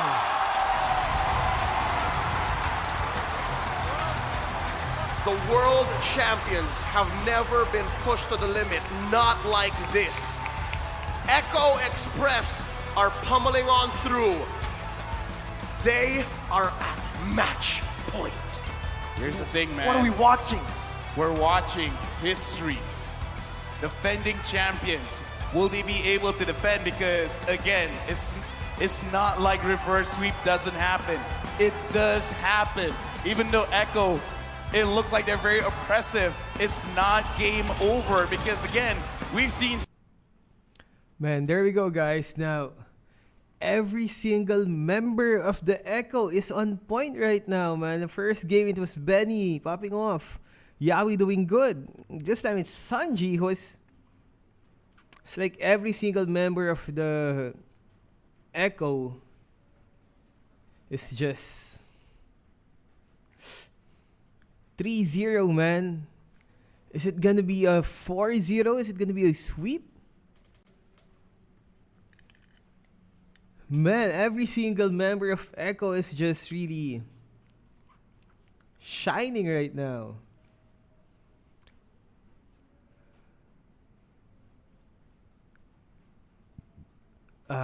They only need one more win for Blacklist to actually pull this off. They need 4 straight wins. Blacklist needs 4 straight wins. Echo only needs one more. That's just... Echo is just a monster right now. As compared to their other games...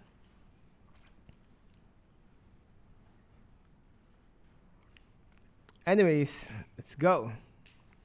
We're gonna be waiting for the last game. 4-3 and promise. Ooh. 3-4. Anyways, let's chill for now, cause best of 7. Whoever wins first 4 is gonna be the winner. Echo is OP right now, man.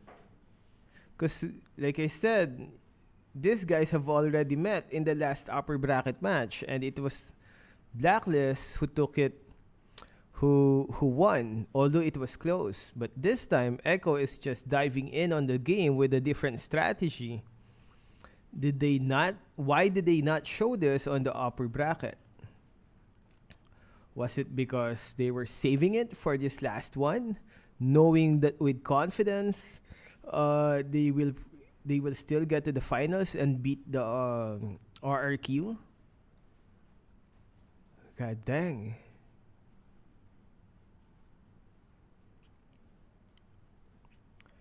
Anyways, let's wait. Come on, show us the next one. I know sa Uyo, Elgin, I live there too. Really? Kyle? Yeah, sa Uyo, kinda ghetto, right?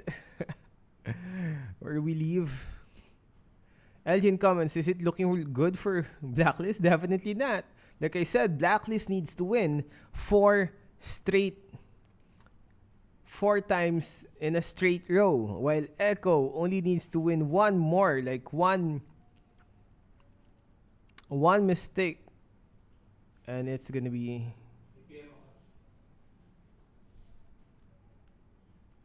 Wait, guys, let's listen to the cast.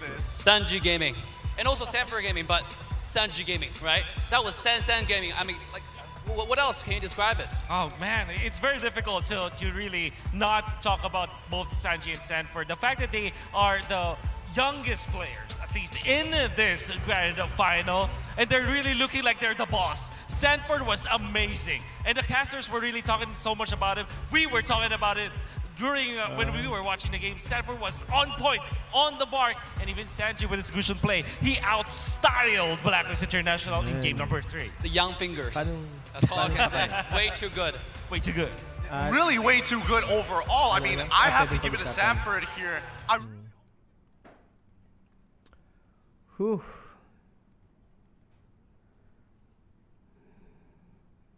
Echo really strong right now. By the way, guys. Wait. Man. Sanford actually did Sanford diving with Lapu Lapu, man. On a lot of their previous matches, Sanford was really doing great. I mean, sometimes it will be Benny. Sometimes it's gonna be Yawi. But Sanford has been a consistent strength of Echo. Which is Sanford is 16, man. Sanford is freaking 16. Imagine, 16 years old. You're already like the pillar. You're already the core, the rock of your team. Whew. I know Sanford nagdala those dives of Lapu Lapu. Like I said, Sanford, 16 years old, being like the core, not like the rock, the that's keeping the team fights. Actually, Sanford had to deal with a personal issue with regards to his father before the M4. Probably that's one of the pushing factors, because Sanford had Sanford's dad had a stroke before the M4 World Championship. Just imagine, man. Just imagine what's going on right now on Sanford's head. Sanford's dad actually had a stroke before the M4 Championship, and he had to play and go to the M4. I mean, that's the issue that Sanford is dealing with. Unlike Yawi. Never mind. But still, props to everyone, man. Anyways, that's it. We're gonna be waiting for the next game. Shout out, Rant. What's up? Nah, just a stroke. Hospitalized. Way different issue as compared to Yawi.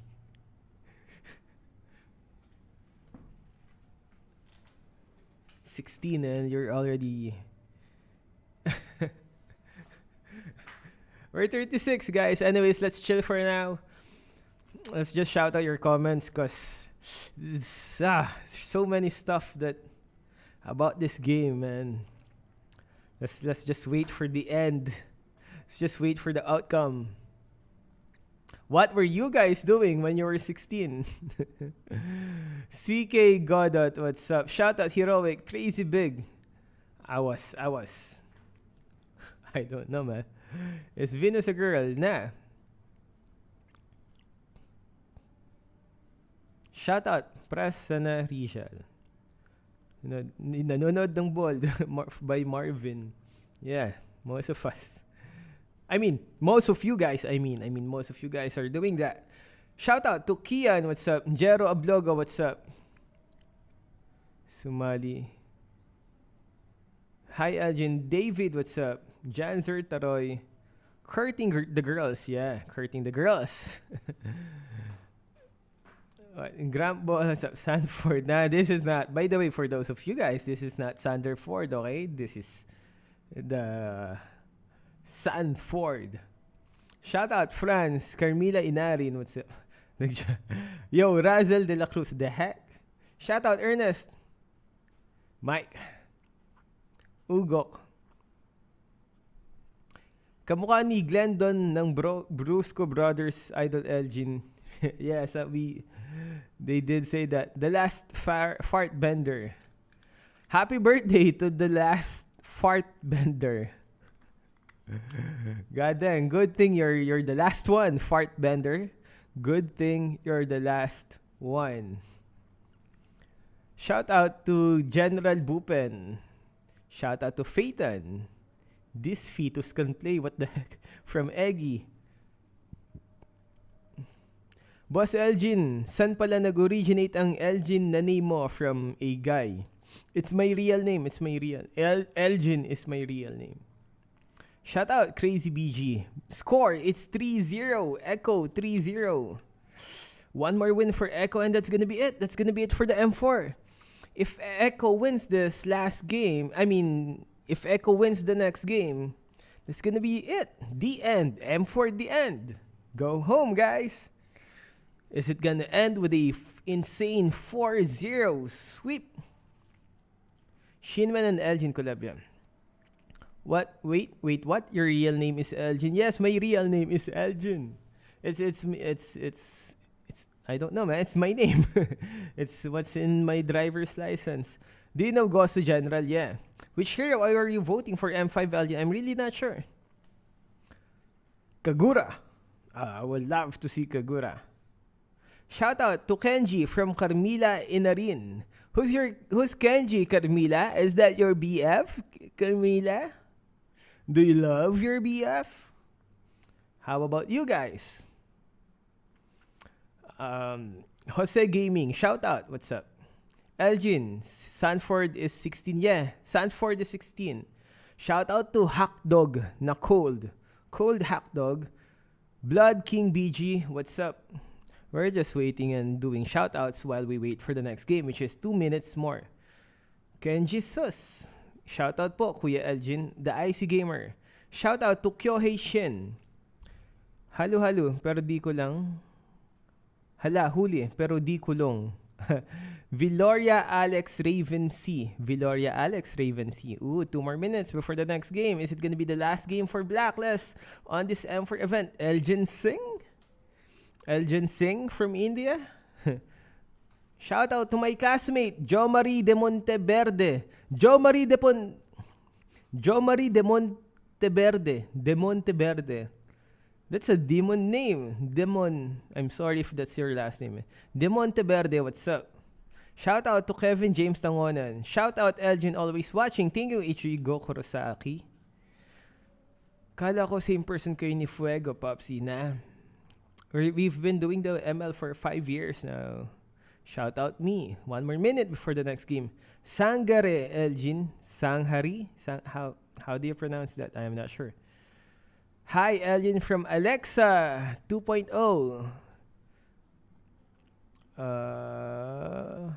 Kimberly. Hi. Atlas kasi unveil. Shout out to Benz Ferranco. What's up? Shout out to OK Ramadhan. Shout out kay Brianna from Carmila again. Jessie Patilan. Yeah, Elgin. Real name. Elgin, pwede pahingi po skin. No, man. Now, we have skin giveaways, but on different videos. Not on this live stream, because it's gonna be chaotic if we have skin giveaways on this live stream. Bro, Elgin, get rest time. Yeah, this is the last day. This is the last day of our M4 restream. So after this one, we can finally get back to our work on animations and video content, because our work is kind of piling up. Shout out for the content. Shout out to Osmond Million. Justin Alejandro. Here we go, guys. Draft pick. Finally. Sino sa tingin mong mananalo? Man, all of the advantages is on Echo right now. They only need 1 more win. Blacklist needs a 4-win straight. How can you pull that off? It's gonna be hard, especially against the top Echo team. Let's go. To be made here. It's Blacklist on the play. Echo answering back. There goes the Cho. There goes the Kaja. Echo bans out the 1-1 and the Estes. Man, last game number 3. In the draft, Blacklist International were able to secure 2nd pick. That was the most, that side is the most success they found in Over M4. 70%. 72% win rate on the red side as the 2nd pick. Echo just shattered that, and now they're taking back the 2nd pick away from Blacklist International. Were forced, again, to their 1st pick. It's not a bad win rate for them. It's still like 60%. But Echo this is where they shine in the first pick. And in the second pick here, we're going to see Blacklist securing the Eve. Echo, what do they respond with? They respond with Glue and Fredrin. Deja vu. Yeah, right now, whatever Blacklist There you brings go. out, this has to be their absolute best draft, because right now Echo is feeling pretty good, but for Blacklist, this is a best of one. And Echo continues the trend, not allowing the Queen to use the Estes. They managed to get the Diggy, but if you see a Diggy, what do you have to do? You have to kill the Diggy over and over and over and over again. So now, I kind of feel like Echo, they completely expected this. So even though right now Blacklist, it seems like they're getting their heroes, I have this feeling in the back of my head, Echo is actually drafting for Blacklist. Yeah, I agree with you. Given how fast they're responding, given how in a split second, Fredrin, Glue. But this time around, it seems like they're more deliberate. They have to consider. But just as quickly, all right, here's the Hilda. Last time we saw the Hilda played by Echo wasn't so good. What might make the difference here, Mirko? Well, I think what makes the difference here, or what can make the difference here, is Echo banning out the gold laners, right? They've already gotten the 1-1 and the carry out. This is their opportunity. They have the first pick in the second phase. This is the time to ban out the gold lane, but instead they are still going, respecting Edward. So I think right now they're thinking, hey, we've gone rid of the 1-1 and the carry. These two pose the most threat towards our composition. Might as well set up for Benny, right? Give him more room to play by banning out the backline threat. People who can dive, like the Lapu, maybe even the Yuzong next. Yeah, looking at Lapu getting banned, this does show that Echo, perhaps they want to go for the Brody again because not a lot of mobility, so perhaps could be punished by, like you said, like a Lapu, like a Yuzong. And the fact that they're picking up the Hilda, the only thing that I can think about, because usually you pick the Hilda to fight against assassins, but you can also fight against a lane going up with the Diggy, because sure, usually people take supports, healing supports, kind of like a Rafaela just to top yourself off, but you're still giving free stats over to Diggy. With a Hilda, you could dive early, so you're kind of like countering the Diggy by just putting a lot of pressure. If you want to throw bombs, I'm going to drop my hammer, my axe onto you. Yeah. And I've never seen a bird liking an axe to the head. I've never seen anyone. Yeah, most living things don't like access to their head. Real quick, still doesn't have a hero here for himself in the draft. Let's talk about Benny Cutie. For me, the thing I changed the most is my mindset. It was like I was holding back. Maybe because I'm scared other people will blame me. But this M series, it's like I'm all out no matter what happens. That's it. So that's what is just powering Benny Cutie here in the M series at the grand final stage. Is he doesn't care about what the others think anymore. It's just for him and for his team. As a veteran, he's got nothing to lose now, right? He is in the biggest stage. And they pick up the Lunox. And this is such a brilliant Lunox pick because it's a flex pick. Yeah, it's still flexible. They've saved the mid lane and the gold lane is the last pick, and now you really see it, right? The Barats was picked up. The Lunox was left open. They went for the Harith. And this flex pick is going to cause havoc for Blacklist International. I'm going to call it out. Echo, the moment they win the jungle fight, I'm going to say it's over, because they can establish jungle control with the Frederick, with the Glue, with the Hilda. Yeah.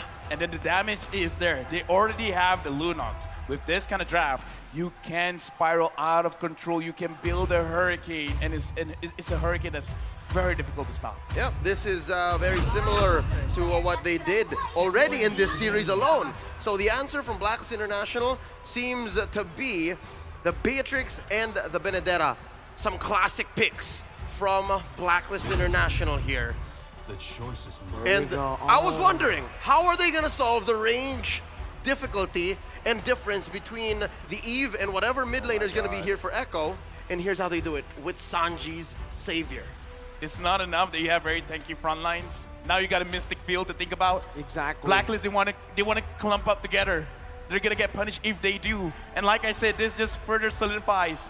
If you're gonna fight around in the jungle is very tight spaces. There's not many places that you can maneuver around the Mystic Field. All they gotta do right now for Echo, crush two, just take two turrets in any lane, and then establish jungle control. This is a very scary draft. The Xavier is one of the heroes that forces the time journey out the best. Yeah. The Mystic Fields, getting 2 or 3 or even just 1 prio member will force that time journey to come out and the damage as well from the Hilda early on. That's what they want to do. It's low cost efficiency at the bane of your opponent's lineup. Will Blacklist bounce back? Because this is the last chance. Echo are forcing them into match point. Game number 4 in this best of 7 for the World Championship. Right now, Echo, they're super dominant. Who would have thought that the Grand Finals of M4 will be looking like this? Echo and Blacklist International. I'm looking at Yawi, I'm looking at this Hilda. It looks like Yawi will just chase absolutely anyone. He wants to pressure Haji. And again, remember the game plan. Don't diverge too far. Haji, Oheb, don't let them be free. That's all you gotta do.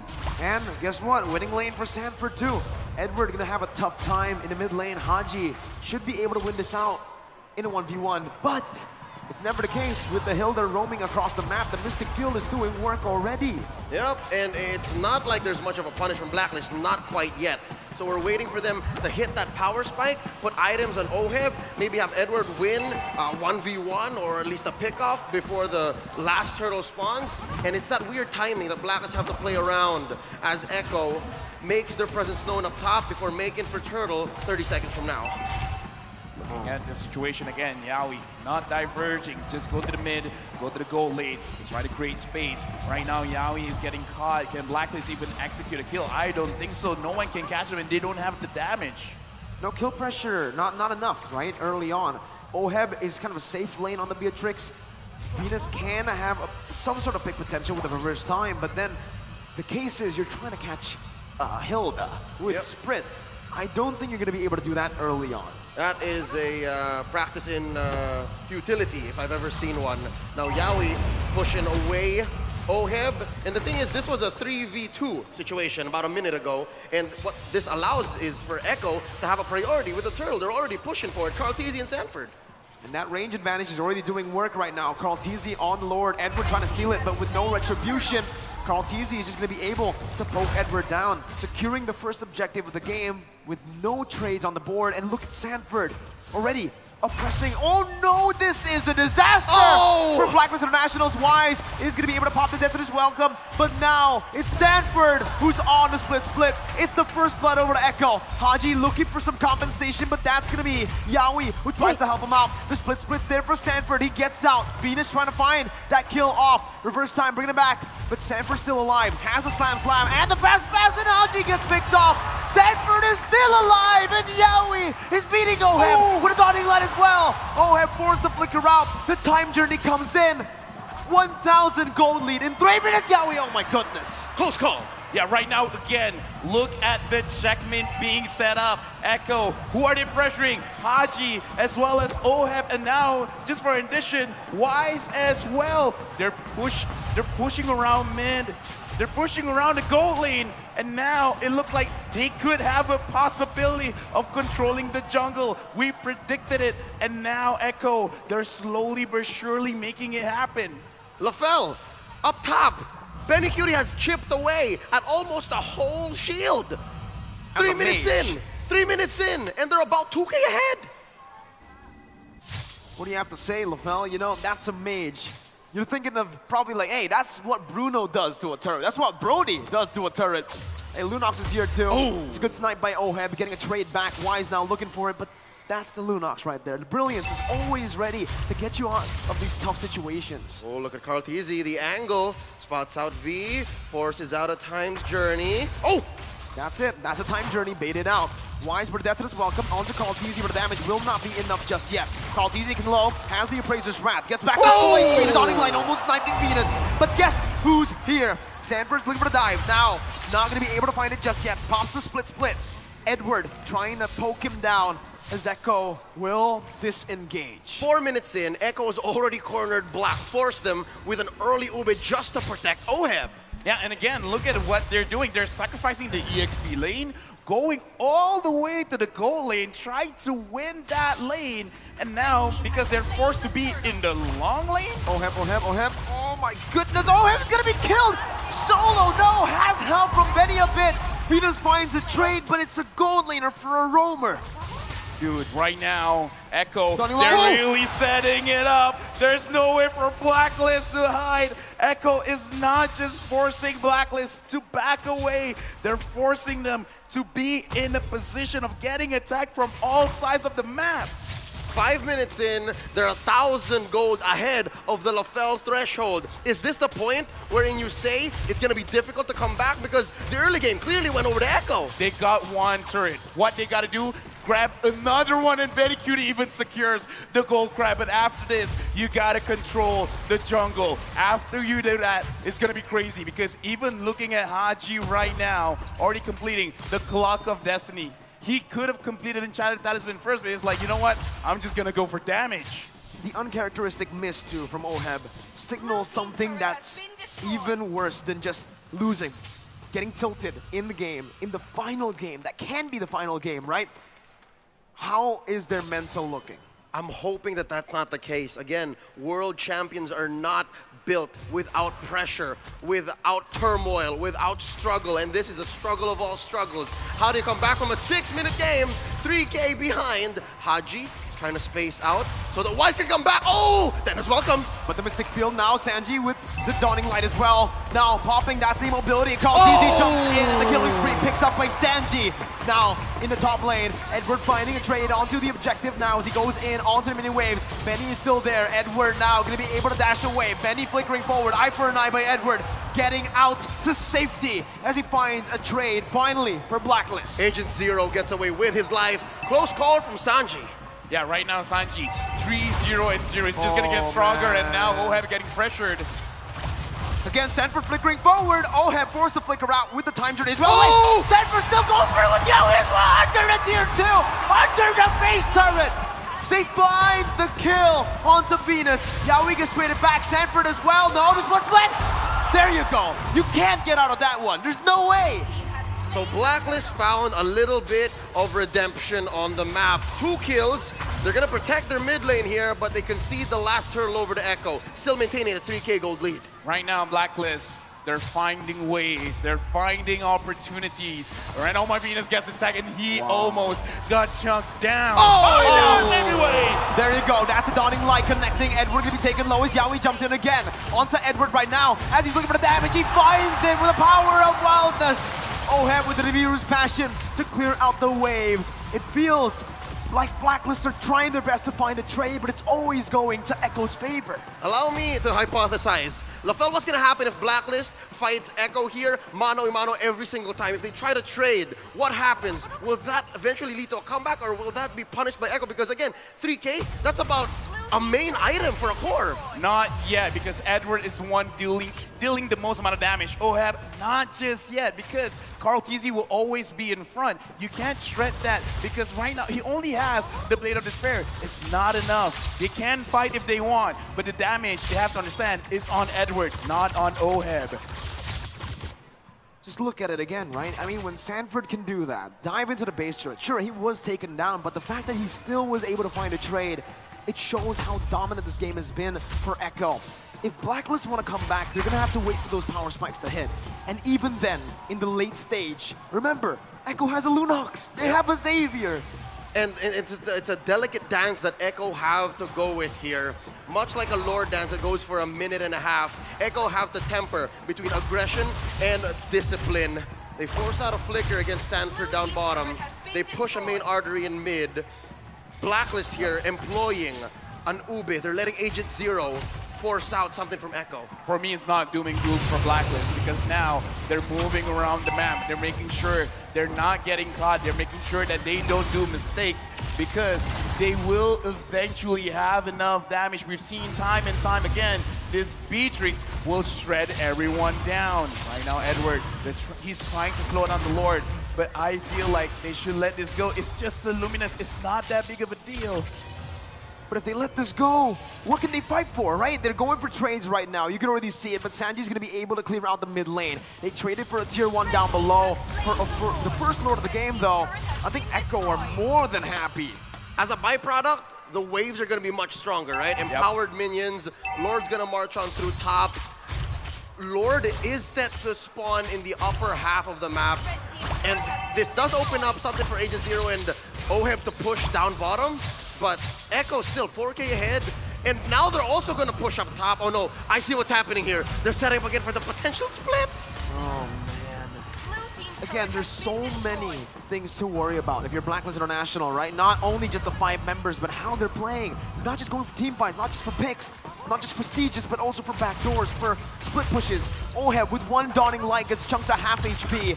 With Lord marching down on the top side, it is going to be acting as a distraction as Sanji is going to be taken to a quarter of his HP. Ooh. Lord taken down as Blacklist International are able to micromanage the waves for now. Mid lane going to be pushing in. Benny with the chaos. Oh my goodness, that damage on the Venus is insane. Sanford zoning the other members away, but so far it's an amazing defense by Blacklist International. They force Agent Zero to come back home. He can't force the issue down bottom in the inhibitor. Lothel, what's the answer here? Lord coming in about 2 minutes. Again, you just gotta wait it out, because right now what Blacklist did, they got a lot from the Lord coming in from Echo, actually, because they see, all right, you're going for this objective. They managed to get 2 turrets down in bottom. That's a lot of gold steal, but OHEB here with like below 50% HP. This is pretty bad. They gotta wait for Echo to overextend, and hopefully they can fight back. That's a small dinosaur. Wise not tanky enough. The time journey buys him time, but it only cancels out CC, not damage. Carl TZ with the Appraiser's Wrath. Haji trying to fight desperately, but the split connects, and it takes him down. Yaoi in the midst of the base finds OHEB low. Edward gets a trade. I'm in the top lane. Sanford recalling. Echo looking for the siege into the base turret. Blacklist still able to defend. 2 for 1, and Agent Zero was not able to do anything up top. OHEB didn't fall, so there's some silver lining here. Signs of life from Blacklist International. Yeah, because again, the name of the game is the turrets right now. Edward going for Sanji, and he's doing a lot of damage. And this is why I say, if Blacklist, they're pressured, we gotta look at Edward. He is the one that could potentially give them this game victory. If Blacklist can pull Echo around, come here, take the bait. My name is Haji. My name is OHEB. Don't you want me? Let Edward have the space to try and potentially push, get some gold, get the items, and then try to win the team fight. And this Brute Force Breastplate in Edward's arsenal is going to be super key. He's going to be super important in maybe quelling 2 or 3 members of Echo, if Echo do send 2 or 3 members. I think Echo is just playing their game here. 6K ahead, making a jockey for this Luminous Lord. If they do take this Lord for free, which is likely, oh Lord, that's very quick, they're definitely gonna get at least 1 inhibitor. That was like, what, as fast as securing a buff? That was even faster, even honestly. faster than securing a buff, yeah. Oh my goodness. Blacklist International. Oh, Edward gets spotted out. That cancels the recall. Edward running for the hills right now. Pops in the final blow. Gonna be able to dash for a bit longer. Sanford looking for the chase. Not able to find it. Agent Zero survives. But still, it's Echo who utilizes that to set up in the bottom lane. Looking at this, again, like, I'm still pulling out hope because Blacklist can do a lot. But as we said before the game, Echo, they're scaling. It's not like they're gonna, you know, drop in terms of damage. They're just getting stronger and stronger, and now Wise getting pressured. The Mystic Field locking him down. As Wise tries to get out, but Sanford flickers forward, baiting out a time journey. The mid lane base turret is gonna fall right now as that's gonna be the siege coming in. Sanji flickering out. Edward did not use the final blow. That was a prediction by Sanji that did not work out, but it's still Echo who are marching, who are knocking on the base of Blacklist International. Bottom side, reverse time, bringing Sanford back, but the split gets him out of there right now. Edward still not popping a final blow just yet, charging up his dashes. And still, it's Echo who are playing it so well, disciplined. Top lane inhibitor at half health, waves crashing in through bottom. They're waiting for a wave in the mid. Echo here might get punished, look at Yaoi. That's the immortality popped in. Edward trying to split this side, but Yaoi gets out of the detonus. Welcome. Edward trying to find an opening, but will be caught in the Mystic Field. Immobilized and poked down. Echo now onto the purple buff. 2-level lead for Carl TZ against Wise. He takes it away, and he walks out. Carl TZ just ate a face full of Nibiru's passion and walks away from it. Does OM need any more items? I'm wondering if there's enough in the next 2 or 3 minutes, because this Lord coming in, it's just Luminous, all right? Just a Luminous Lord. A minute from now. Looking at the items right now, Blade of Despair, Malefic Roar, as well as the Hunter Strike.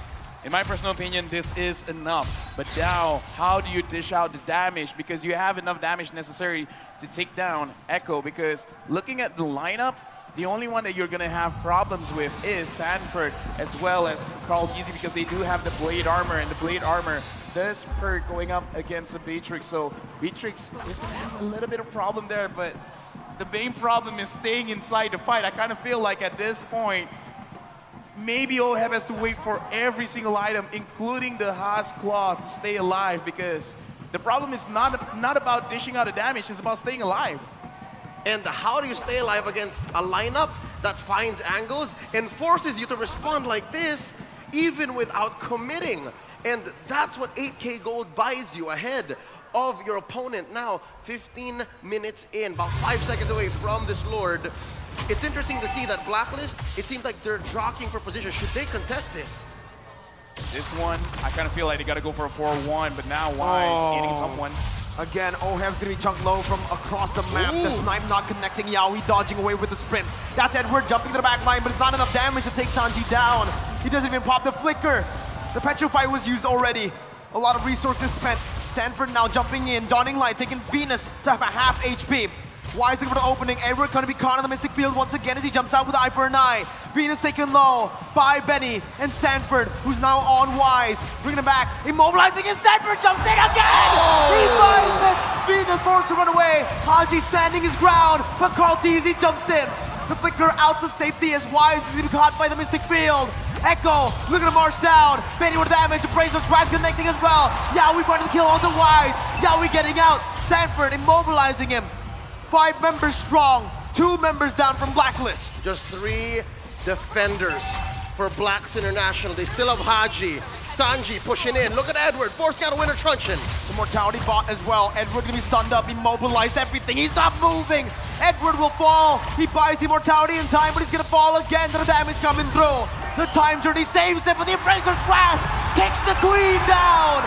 Haji locked out of Mystic Field. The Dawning Light outranging the real world inflation.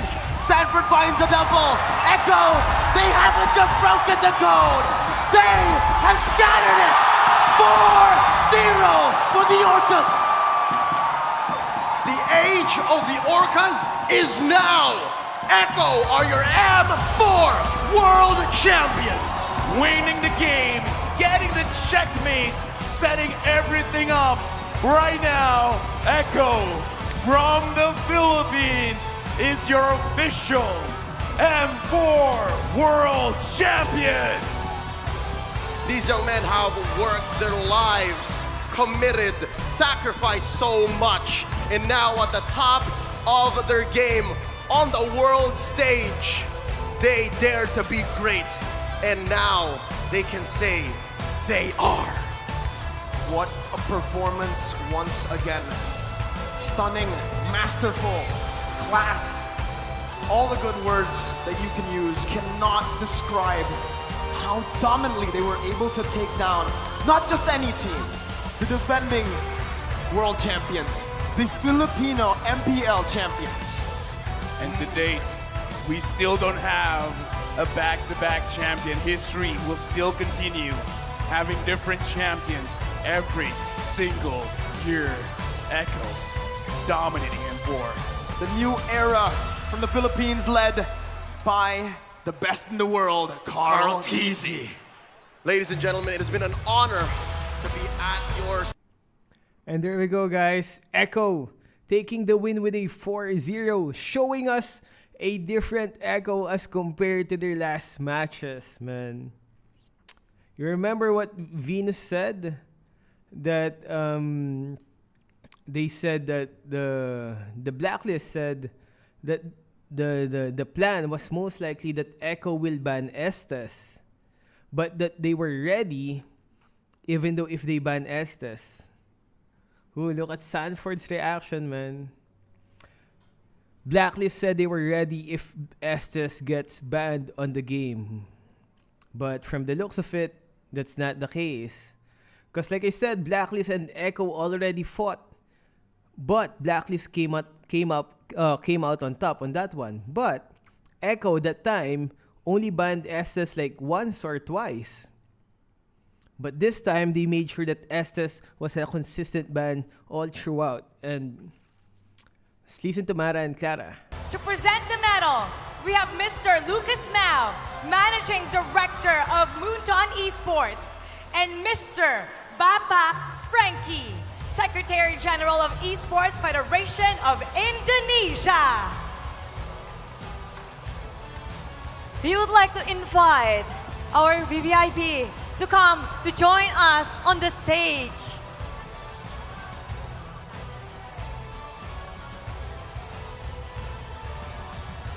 Echo Dito na has malalaman done kung it. sino nilang hero. They are the world champion.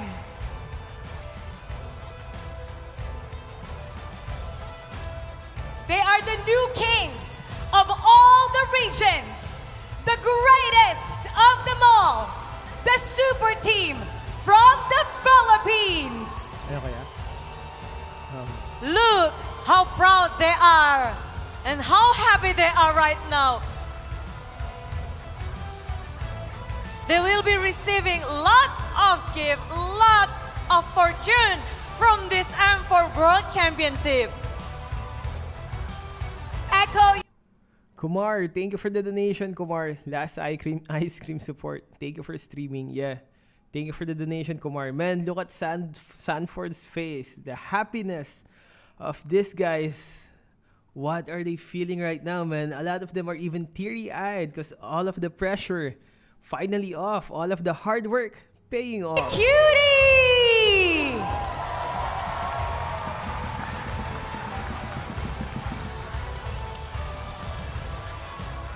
And also the medal. Sanford!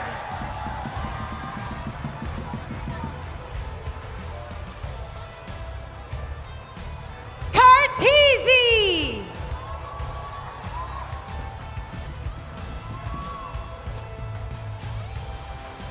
JP!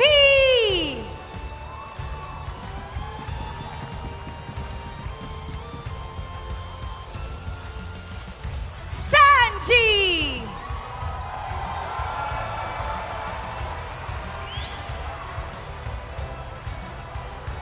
Yowie!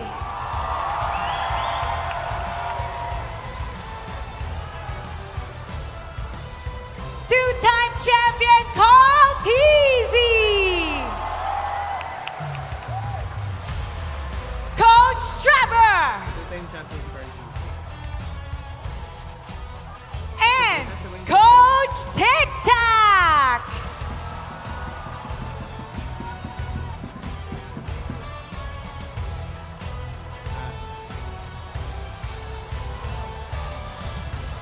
We also have Miss Sophie Guo, Moonton Regional Esports Head, to present the Finals MVP Awards with Mr. Michael Yaya.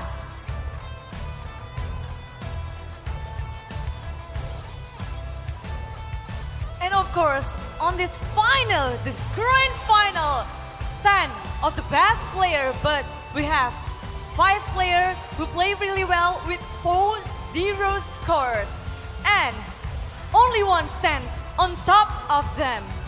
Champions will also get a Champions Tour by the Ministry of Tourism. And of course, our champions will get to choose the skin of their choice. Ito nga, malalaman. Yes, after they fought really well on this grand final, everyone is really doing the best. But once again, only one stands on top of them all. We got the final MVP of M4.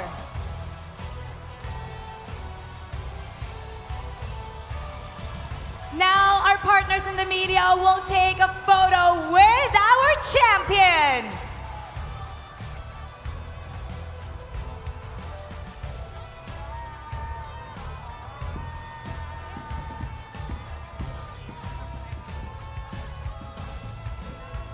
This is the moment for Eco Esports, Eco Philippines, Eco Philippines. Naiko pa nga ang puta.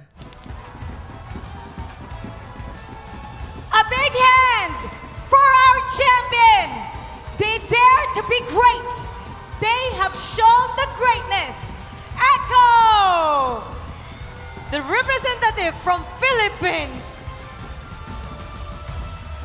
And now, it is time to award the finals MVP.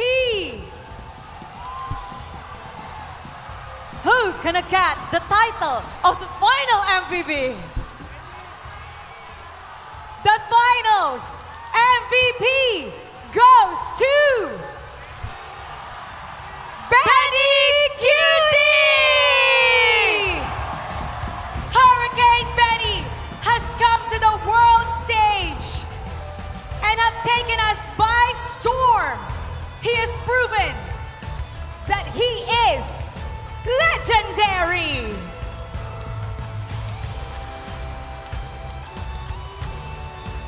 Benny Cutie's first trophy, and he has won the biggest prize of them all, the World Championship and the Finals MVP Award.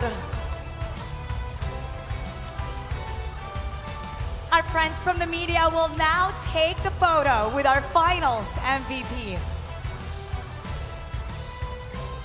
And now, Echo, this is your moment.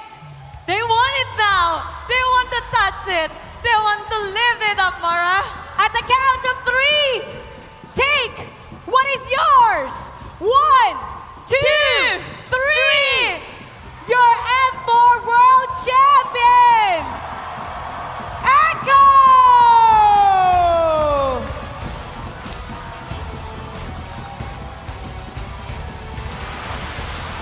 Congratulations!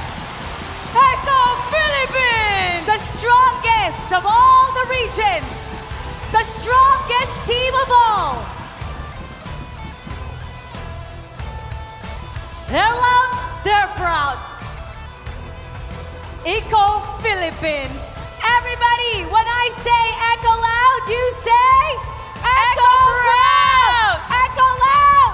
Echo proud! Echo loud! Echo proud! One more time, echo loud! Echo proud! We'd like to hear from our champion. First, Benny Cutie, ikaw ang naging finals MVP. You're the finals MVP, the greatest player of all. How do you feel right now? Nararamdaman ko po sobrang saya, tapos hindi ko pa mapaliwanag eh. Gusto ko pong umiyak na ayaw lumabas. Kaya ewan ko, sobrang overwhelming lang siguro sa akin lahat ng pumapasok sa utak ko, sa puso ko. Yun, hindi ko na alam sasabihin. He is so overwhelmed. He is so happy. He feels like crying, but he can't express his emotions right now. He is speechless. Carl Teasy, the only player who has done this 2-time world champion. Wow! 2 How do you times! feel? Parehas lang po. The same. It feels the same as Benny Cutie. Yawi, you're holding tears back right now. What's going through your mind? 4 zeros. Di na po kami first round exit. Ngayon kami na po pinakamalakas sa buong mundo. They're not just first round exit now. They're the strongest team in the world. I have to hear from the youngest one, Sanji Sanford. Para sa akin, nagbunga po lahat ng pag-aaral ko, ay ng mga paghihirap ko, tsaka mga sacrifices. Para sa papa ko talaga to. This is for his father. All the hard work has finally paid off. Sanji. Sobrang saya kasi first time ko lang mag-worlds, tapos ito agad kinalabasan. It's his first Worlds. And now, this is the result. One more time, everybody. Give it up for your M4 World Champion, Echo!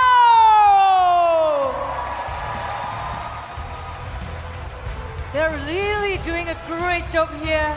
Pinas lang malangkas. And for everybody watching online, MLBB has prepared an Easter egg for you to celebrate this wonderful moment.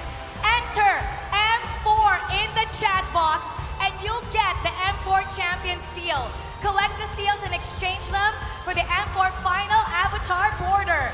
Hashtag Mobile Legends Bang Bang. Hashtag MLBB M4 and Dare to be Great. Now, we'd also like to thank our sponsors.